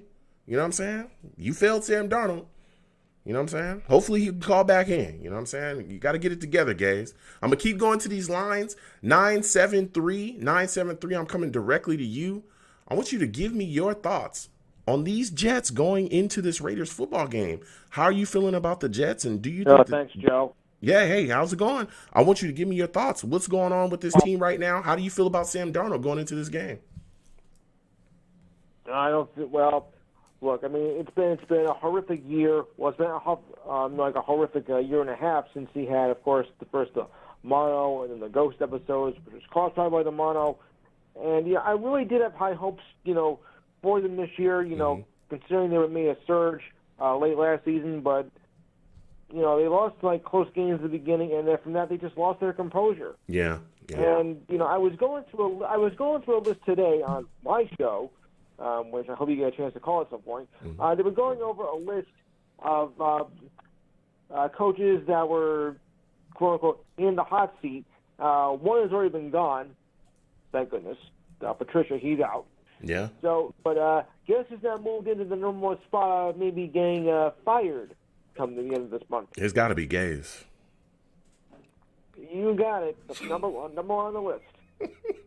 And that will be a blessing when that happens. I'm not saying if, I'm saying when, because he has got to go. Yeah. I mean, in the time he's been here, what has he done? Absolutely nothing. Yeah. And a lot of people are saying, where does it begin? Oh, was it the coach's fault? Was it the player's fault? Well, look, personally, I think you both should share the responsibility because, you're only as good as the team you coach. Yeah. First, you're probably responsible for that. Mm-hmm. But at the same time, the players, I don't think they're giving it their all, and I think they are purposely trying to lose games now. But even if you do go 0-16, Trevor Lawrence does not want to play for the Jets. He's like, if I get chosen by them, I'd rather go to Siberia. Well, I mean, he go okay, maybe not. Yeah. Listen. He hasn't said that. He has not said that. Maybe he's thinking of who knows, but he has. Yeah, he has not said that publicly, but I do understand, your sentiments where you're saying, I do understand your take where you're saying, hey, what young QB will want to come into this situation, with everything in flux that we have going on. Hopefully we move on from Adam Gase, so that'll be one problem relieved, but you still got to figure things out going forward and figuring out how to put pieces around him. I do understand, that take, but sticking with this game and this situation with this football team, you look at this, I'm a little bit worried about our defense going into this football game because the Raiders, they have some guys that can move. Like, they have some guys that can make some plays. How concerned are you about our young secondary, particularly our young corners? Our young corners in our secondary getting roasted, by this Raiders, wide receiver core because they got some guys that can move and shake. Our defense is a big problem. That's a catastrophe. I mean, look how much they give up in a game. Yeah, listen. They're the worst team on defense. Look, I hear you, man. I hear you. No, that's statistic. That's the statistic. They're the worst on defense. They're 32nd out of 32. Yeah. And their offense isn't much better either. Yeah. I mean, it's tough, man. It's tough, man. They are 30th out of 32. Yeah. So that's not much better either. Yeah. So what I thought was good on offense is just as bad as the defense, but the defense is the worst in the whole league, period. Yeah. So what is your final score prediction for this game against the Raiders? What's your final score prediction? 110 to 3. Again, sarcasm. No, I think it's going to be the Raiders aren't that great either. Yeah. So this might be, this might be a bit of a struggle on the offense. So, I think it's going to be a rather low-scoring game. Yeah. I think it's going to be, maybe 13-10. Okay. 13-10. Listen. I think it's low. Yeah, that is low. Listen, I want to thank you for calling in. Can you give everybody the information for your show? You know what I'm saying, so everybody can call in. When you host your stuff. Okay, it's called thejetsarehorrendous.com. No. It's called the Sarcasm, folks. That's all it is. Sarcasm. Yeah. It's called the Enhanced Sports Show. And remember, that's with an E, not with an I at the beginning. Enhanced, not in. Okay? Enhanced. The Enhanced Sports Show. We're on your East Coast time, right? West Coast. We'll go ahead. Oh, you are. Okay. Just go ahead and give me your Eastern time. 2 p.m. on the West Coast. 2 p.m. on the West Coast, 5 p.m. East Coast time. All right. We're on Saturdays. The number to call is 512-543-4662. I'll repeat that again. 512-543-4662. And we cover almost everything in the world of sports. Of course, football, NFL, and college. If there's going to be an XFL next season, we might cover that too. Maybe. We cover college basketball, pro basketball, baseball. Even cover kayaking if you like. So, if you get a chance, and that's no joke because we also like to get the people who call their expertise on a particular sports subject. So if you have a particular sport you have expertise in, I would love to hear it. Yeah. All right. Well, listen, man. I want to thank you for calling in, my friend. I got to get back to the rest of these callers, but I want to thank you for calling in. It was great to speak to you. Thank you. Remember, lose the name. Sports is my game. Absolutely. You have a good night. Thank you, Joe. Ooh, it was phenomenal to speak to him. We're going to continue to go with these lines. I know I got a lot of people, on hold. Please, again, be patient. I will get to everybody. I'm coming next, 973. I'm coming to you, and then after that, it's going to be 715. I'm definitely coming to you, folks. We're going to get to these lines. We're going to get to everybody, I promise. So 973, I'm coming directly to you right now. New caller. Give me your name. Give me where you're from, and what are your thoughts about the Jets going into this game against the Raiders? My name's Devon. I'm from New Jersey, Newark, New Jersey. Okay. Newark. Okay, let's go. Yeah. And my thoughts, to be honest with you, I can't. I don't see us winning. It'll just be. I've been seeing the same thing this whole season. We're not going to win. Yeah. We're not going to win. Yeah. I want Sam to play. I would like for Sam to play well. Like, I'm still for Sam. I got the Sam jersey. I wear it every Sunday. I would like for him to play good, but I just think he's mentally exhausted. He's just tired. Yeah. First off, Devon, I want to thank you for calling in, my friend. It's good to hear from you, and salute to everybody in Newark. You know what I'm saying? I got some friends and family out there. You know what I'm saying? It is what it is, but I love Newark. So, but I hear what you're saying. You know, at the end of the day, Sam does look mentally exhausted. He looks beat up. I mean, things have not gone well this season, and it's taken a toll. But I think that we can turn it around. We just got to get it together. And I think the first step is our coaching has got to get better. We've got to step up. This is a game where I think that they should open up the playbook and really allow him to throw the football down the field and launch it down there. I mean, what are your thoughts about that? Do you think that this is a game where we could see Perryman have a big time impact with some deep shots possibly if the offensive staff, Adam Gase, Darryl Loggins, open up the playbook for Sam? Yeah, especially because the Raiders, their secondary is terrible. Yeah, they have some issues. Denzel Mims and Perryman, what Perryman been doing the last couple of weeks, and Denzel Mims been coming on. I expect Mims to have a touchdown. Yeah, Mims he has to have more than four targets in the game. I want to see like 6 to 8 targets from him. Oh, that's a fact right there. How concerned? Go ahead. I wanted to like get your thoughts on something because I feel like it's nowhere. We can only go up from here. So if it's whether it's Trevor, Justin Fields, or if can only go up from here. I'm with all of them. Adam Gase not. Go ahead. I'm sorry. We can only go up from here. That's a great analogy for life. We can only go up from here. But go ahead. I'm sorry. We can only go up. Yeah. Right. Look, I hear what you're saying. And look, we can. There's nowhere else to go. You can't get any lower than the bottom. You know what I'm saying? Like, you can't get any lower than that. But look, yes, I think we could definitely go up for here. But I think we have to make significant improvements in this franchise. And our coaching staff, the next guy we've got to bring in here has got to make sense. He's got to be a world's different than Adam Gase. You cannot hire some bum, because Peyton Manning told you to do it. You can't do that.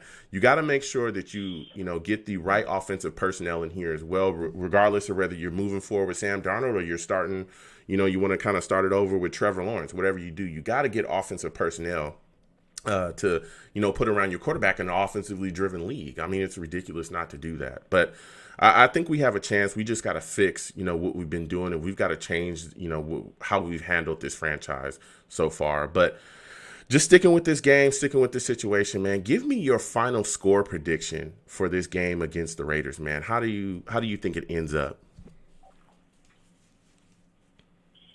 I would say I can only see us scoring. Probably, I'll give us 21 to 34. 21 to 34. Jets? Raiders. Oh, Raiders. Damn. I thought I had you, but whatever. No. Look, I respect it, Devon. Listen, I'm gonna keep getting to these calls. I got a lot of callers, and I'm gonna get to everybody. But Devon, it was great speaking to you, man. Next time I have a show, bro, call in. You're phenomenal. You know your Jets. I thank you. You too. All right, thank you. You have a good night, man. Ooh, man, listen, Devon calling in. That guy was a damn good caller. You know what I'm saying? He spoke his mind, and he had what he had to say about his Jets. We can't go up, we can't go anywhere but up from here. Yeah, that's the truth. I like his positivity. Can't go anywhere but up. You know what I'm saying? That's one way to look at it. That's one way to look at it, and I respect it. But I'm going to keep getting to these callers. 715, I'm going to come to you. 715, I'm coming directly to you, your new caller. I want you to give me your name, where you're from, and how do you feel about these New York Jets going into this game against the Raiders? What's up, Joe? I called, I think 3 days ago, the Dolphins-Jets one. Oh, okay. I'm sorry. Call back. So how's everything going with you? Thank you for calling in. How are you feeling about this game? How are you feeling about it? Jeez. I mean, I see that the Jets. I feel like the Jets could win this game. Mm-hmm. But don't think they will. I mean, the Raiders are on a tear this year. John Gruden was a great hire. I was not a fan of it, but obviously paid off. He turned Derek Carr into his like 2016 season. Yeah. I think they're just gonna romp the Jets. But I feel like the Jets could have a chance. I feel like Darnold, like many people have said before in the show, I feel like he's gonna have a good game, but I just don't feel like the Jets are gonna pull this one off. Wow. How many yards do you think Darnold throws for in this football game? Somewhere between like 130 and 215. Okay. How many touchdowns do you think he'll have? 2 or 1. I think he's gonna walk away with no picks, which I know is like crazy, but I'm gonna root for the guy. You know, He's had a tough year this year. Yeah. What do you think about the idea of them opening up the playbook and allowing him to kind of throw the football downfield a bit more, especially when you look at the Raiders secondary? Do you think that we'll be able to, take advantage of that? Could you see some deep bombs with Perryman or even some deep bombs with Mims as well really working out in this football game? If they allow it to happen, I think that Mims would be a great deep threat, fast guy. He'll get it. He's kind of like Tyreek Hill. Not exactly like Tyreek Hill, but kind of the same build. So I mean, if it works, if it's our last resort, definitely I think it should work. I'm look optimistic this game. Can't really look any lower than we've already gone, other than 0-16, but I think it'd work. I mean, I think it would definitely give Darnold some confidence. Like, they're starting to believe in me a little more. Yeah. I mean, I think his confidence has been pretty bad this year. So, Yeah. What are you concerned about this this Jets offensive line? Because let me tell you something, Max Crosby, Farrell, they got some guys that can get after the passer. Do you think that we'll be able to protect Darnold in this football game? No. Oh, damn. No, I don't think so. Yeah. They played awful against the Dolphins, so no, I don't see that happening at all. But it's hard. Like you said many times, it is hard. Yeah, it is, man. What are your thoughts about Quinnen Williams? Do you think that Quinnen Williams gets at least 2 sacks in this football game? How do you think we get to Carr? We just got to expose their offensive line. They got is that center still there? That Hudson guy? I don't know if he's hurt or not. I haven't really been paying attention to Raiders this year. Yeah, I think Hudson is still there. I think they're backup. Hudson is still there right now. He's definitely still there. So he's still playing there. They still got Hudson. They got offensive weapons again. Waller, Renfro, all those guys. Ruggs now is out there too. So yeah, the Raiders, they have some guys, but that offensive line is still pretty solid. It's decent. We just can't line up. I guess we're gonna have to go 4 front. So just leave the center alone and try to get Quinn on one of the guards. Last time I remember, the guards aren't very good for the Raiders, so try to expose their weak guards, whether that be right or left, and don't try to just get Quinn right up against this like very good center, probably one of the best in the league right now. I mean, he's gonna get exposed. I mean, he's his second year, Yeah. But if they do 5, I hope Quentin the best. He might, surprise a lot of people. I mean, he's been playing great this year, and I do think he's going to get a couple sacks. Yeah. 2, 3, maybe 1. Definitely he's going to walk away with at least 1 sack. Yeah. But, how concerned are you about our young secondary against, again, guys like Henry Ruggs that take the top off the defense? You make a mistake, you blow a coverage against him, he is gone. I mean, are you worried about that with our corners, being young and inexperienced? Our corners have been playing pretty good this year, I think. Understatement. But I think the corners haven't been playing awful this year up to this point. They played pretty good against the Dolphins until the 4th quarter. Mm-hmm. Kept the game at least a little bit close, and then they let up that touchdown and sealed our fate. But I definitely think that if we can do something against Ruggs, I mean, he's a big guy, so maybe get a corner and safety, possibly double team him if it's getting bad. If he keeps beating our guys, try to double team him. Yeah. So, yeah. I think that's the game plan. Can you give me your final score prediction for the Jets versus the Raiders? 34 Raiders, 16-13 Jets. One of those. Ooh, okay. 34, to 13 or 34 to 16. I hear you, man. I hear you. Listen, I want to thank you for calling in, my friend. It was phenomenal to speak to you. Next time I have a show, please call in, man. You know your stuff. Hey, Joe, can I say one thing? Do one quick thing? Yeah, go ahead. So, I saw this New York Post. I just read it, and some guy said that Adam Gase was the 20th ranked coach in the NFL. He put him above Pete Carroll. It's real. It is real. It is real. I'm not lying. This is insane. Oh, my God. Look, respect to whoever wrote that.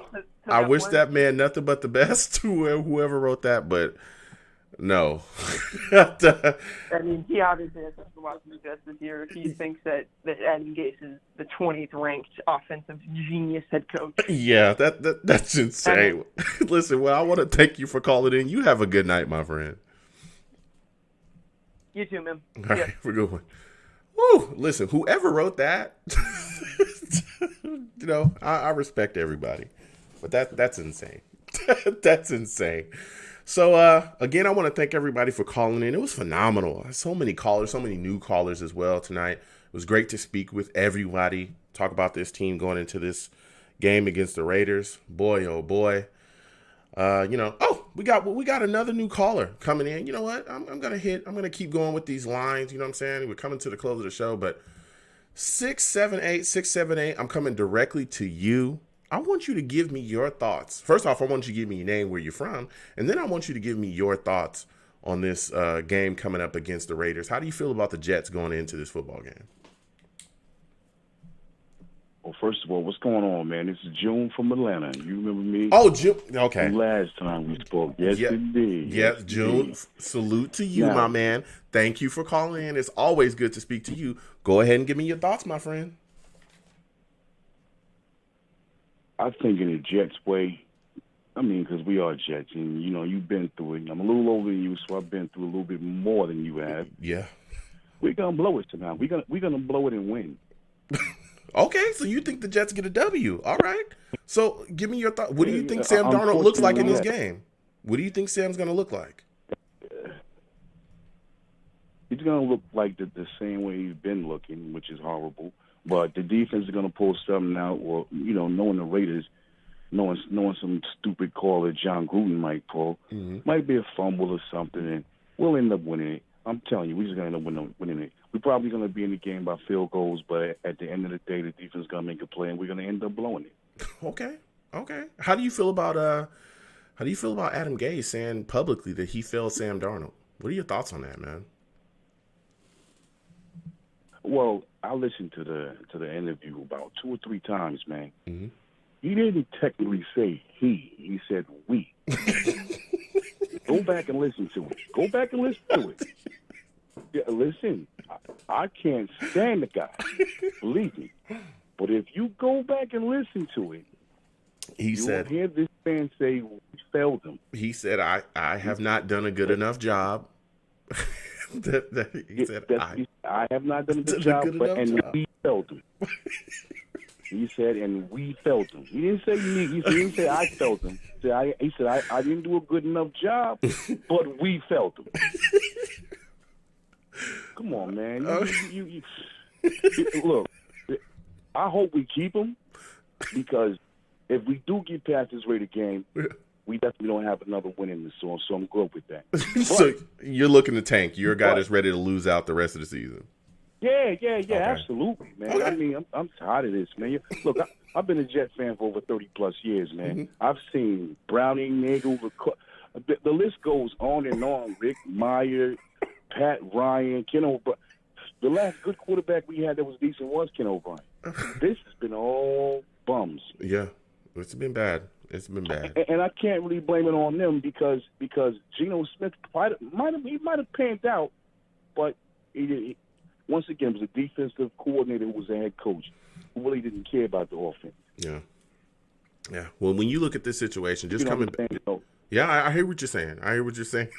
I know people that are big about the tank. I get it. I don't want to see us lose every single game, but I understand your point and where you folks are coming from, with the way you look at this situation. But getting back to this game against the Raiders, I'm worried. I'm a little bit worried, particularly about our offensive line and Max Crosby and even some of the other pass rushers that they have really wreaking havoc. Are you as worried as I am about them getting to Sam early, especially with guys like Pat Elfin? We saw Fant as well at right tackle struggle. How do you think that'll work out, man? Do you think they'll be able to protect Sam adequately in this football game? Look, see, I used to coach the offensive line back in high school, right? Okay. Now, let me explain to you. We have a weak point that's in that line. It's coming from Van Routen. Oh, Roten, Greg Van Roten, yeah. They're beating, right. They're trying to help him out. Which is the reason why our center, McGrovern, he's looking bad. Yeah. He's looking bad because he's trying to help him out. I mean, I don't understand what was the purpose of picking him up. Yeah. And not just that, but I'm sitting here saying, why not give the rookies a shot? Clark. I mean, is something wrong with him? Is he hurt?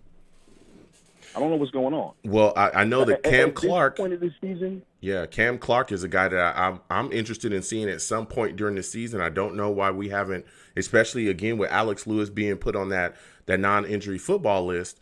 I don't see why we're not seeing Cam Clark, but I think they're going with Pat Elfin in this football game, and it kind of is what it is. But you're asking a question that a lot of other people are asking as well. Where are the young guys in our offensive line, particularly Clark? Why hasn't he been put in the position to see what he has and what he doesn't have? You know what I mean?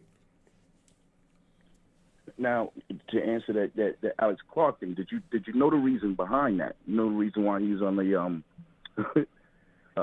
inactive list, we should call it. Do you know why? Yeah, Cam Clark, he's just in there. That's just the same thing. And people are asking kind of the same thing against Morgan as well. People are wondering. No, Alex Lewis. Alex Lewis. We know there's been rumors that Alex Lewis said something with Adam Gase. They got into it, and he told Adam Gase, "I should have left with Jamal Adams." There's also another rumor as well saying that he had an issue with Joe Flacco. That he had an issue with Joe Flacco in a parking lot. So there's been some rumors swirling. Nothing has been like concrete confirmed. There's a lot of things floating around. But nonetheless, he's on the non-injury football list. And, those rumors make sense because there's nothing wrong with them. And then all of a sudden, boom, he's on that list. And there's some issues. So, yeah. But like I said, Cam Clark is the guy we just drafted. We need to see him, at some point during this season, especially when we got a guy like that. So, we're all wondering, man, the way this football team is.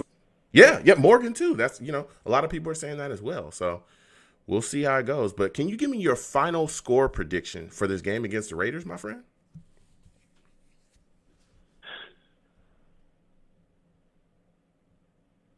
I'm going to say 14-17. 14-17? I'm telling you, they're going to blow the tank. 14-17 Jets? They're going to blow the tank. 14-17 Jets? 14-17 Jets. That's what I'm talking about. I'm not happy. That's what I'm talking about right there. Listen, thank you for calling in. It was great to speak to you tonight. It's phenomenal. You have a good night, my friend. You do the same, man. All right. See you later, Joe. I'll talk to you later. Next time I have a show, you definitely need to call in. You have a good night. You got it, brother. Oh, June calling in. Phenomenal. He took those Jets. He stuck his chest out and he said, you know what? I'm taking them. All right? Let's go. All right. You know what I'm saying? Let's go. Let's take these Jets. All right? That's what I like to hear. You know what I mean? A little something. So, again, I want to thank everybody for calling in. We're coming towards the end of the show. I got to end the show in a second, folks. I'm going to give you my little breakdown. I'm a little worried about the Jets going into this football game. I'm concerned about our protection of Sam Darnold. Everybody said, tonight, I'll echo those sentiments as well, that Sam is man, let me tell you something. He looks exhausted. He looks physically beat up and he looks mentally exhausted. But I think that this is a time where he's going to be able to kind of pull something together. You know what I'm saying? And I think he's going to go out there and if he's protected correctly, I could see Sam really making some plays, particularly some deep shots. Because this Raiders secondary can get hit. Let me tell you, they could give up a couple yards. You know what I mean? Mims needs to be a big part of this, a big part of the game plan. He needs to get his targets. Perryman, deep shots, he needs to get his targets. I even think Crowder has some matchups that he could definitely win as well. Defensively, I am very, very worried about our young secondary, particularly against Henry Ruggs. And I know he's been very up and down this year, but let me tell you, when he's on, he is on. He had a game against Kansas City where he looked very good. He's a big-time deep threat. He's a guy that can attack you.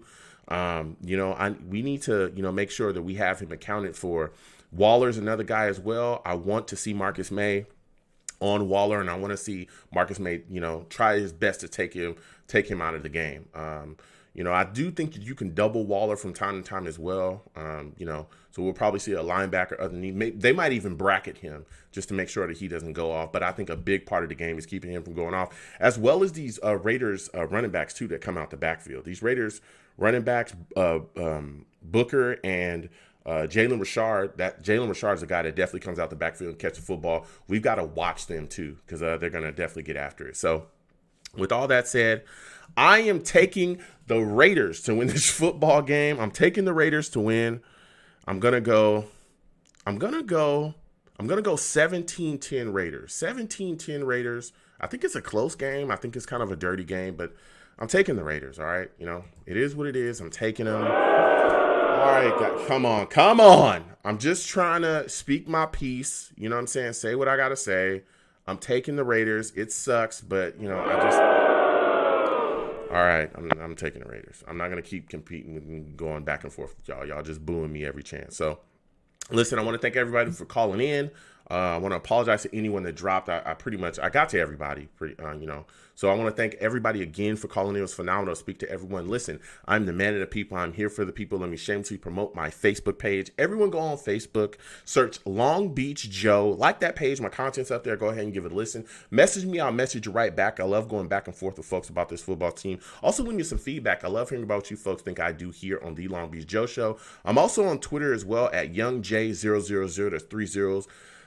Listen, you want to follow me? Go ahead and follow me. I'll follow you right back. You want to troll me? No issues. I'm the troll that lives under the bridge, and I will, troll you right back. And I'll have my Darnold jersey on as well. I wear it at all times. I want to see him come out and look confident, go out in this football game, and really look solid in this game as well. But I'll have my Darnold jersey on regardless. So you want to troll me, we can go back and forth. You can also follow my show's Twitter page as well at The Long Beach Joe on Twitter.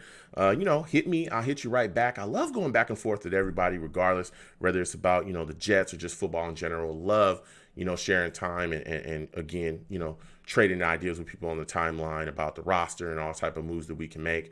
And I'm also on YouTube as well. All right. Everybody watching me on Blog Talk Radio or wherever you're hearing this from, go to YouTube, search Long Beach Joe Jets. Long Beach Joe Jets on YouTube. All my content's up there. Go ahead and give that a listen. Go back and forth with me in the comments as well. If you want to troll me, I'll troll you right back. Hit that subscribe, turn on your notifications for that. And as always, people, when you see me in person, all right, it is arms out, chest open, free hugs for everyone. Free hugs for everybody. It will cost you absolutely nothing, okay? The hugs will always remain free, especially in this time. So you folks have a good one. Peace out, everybody.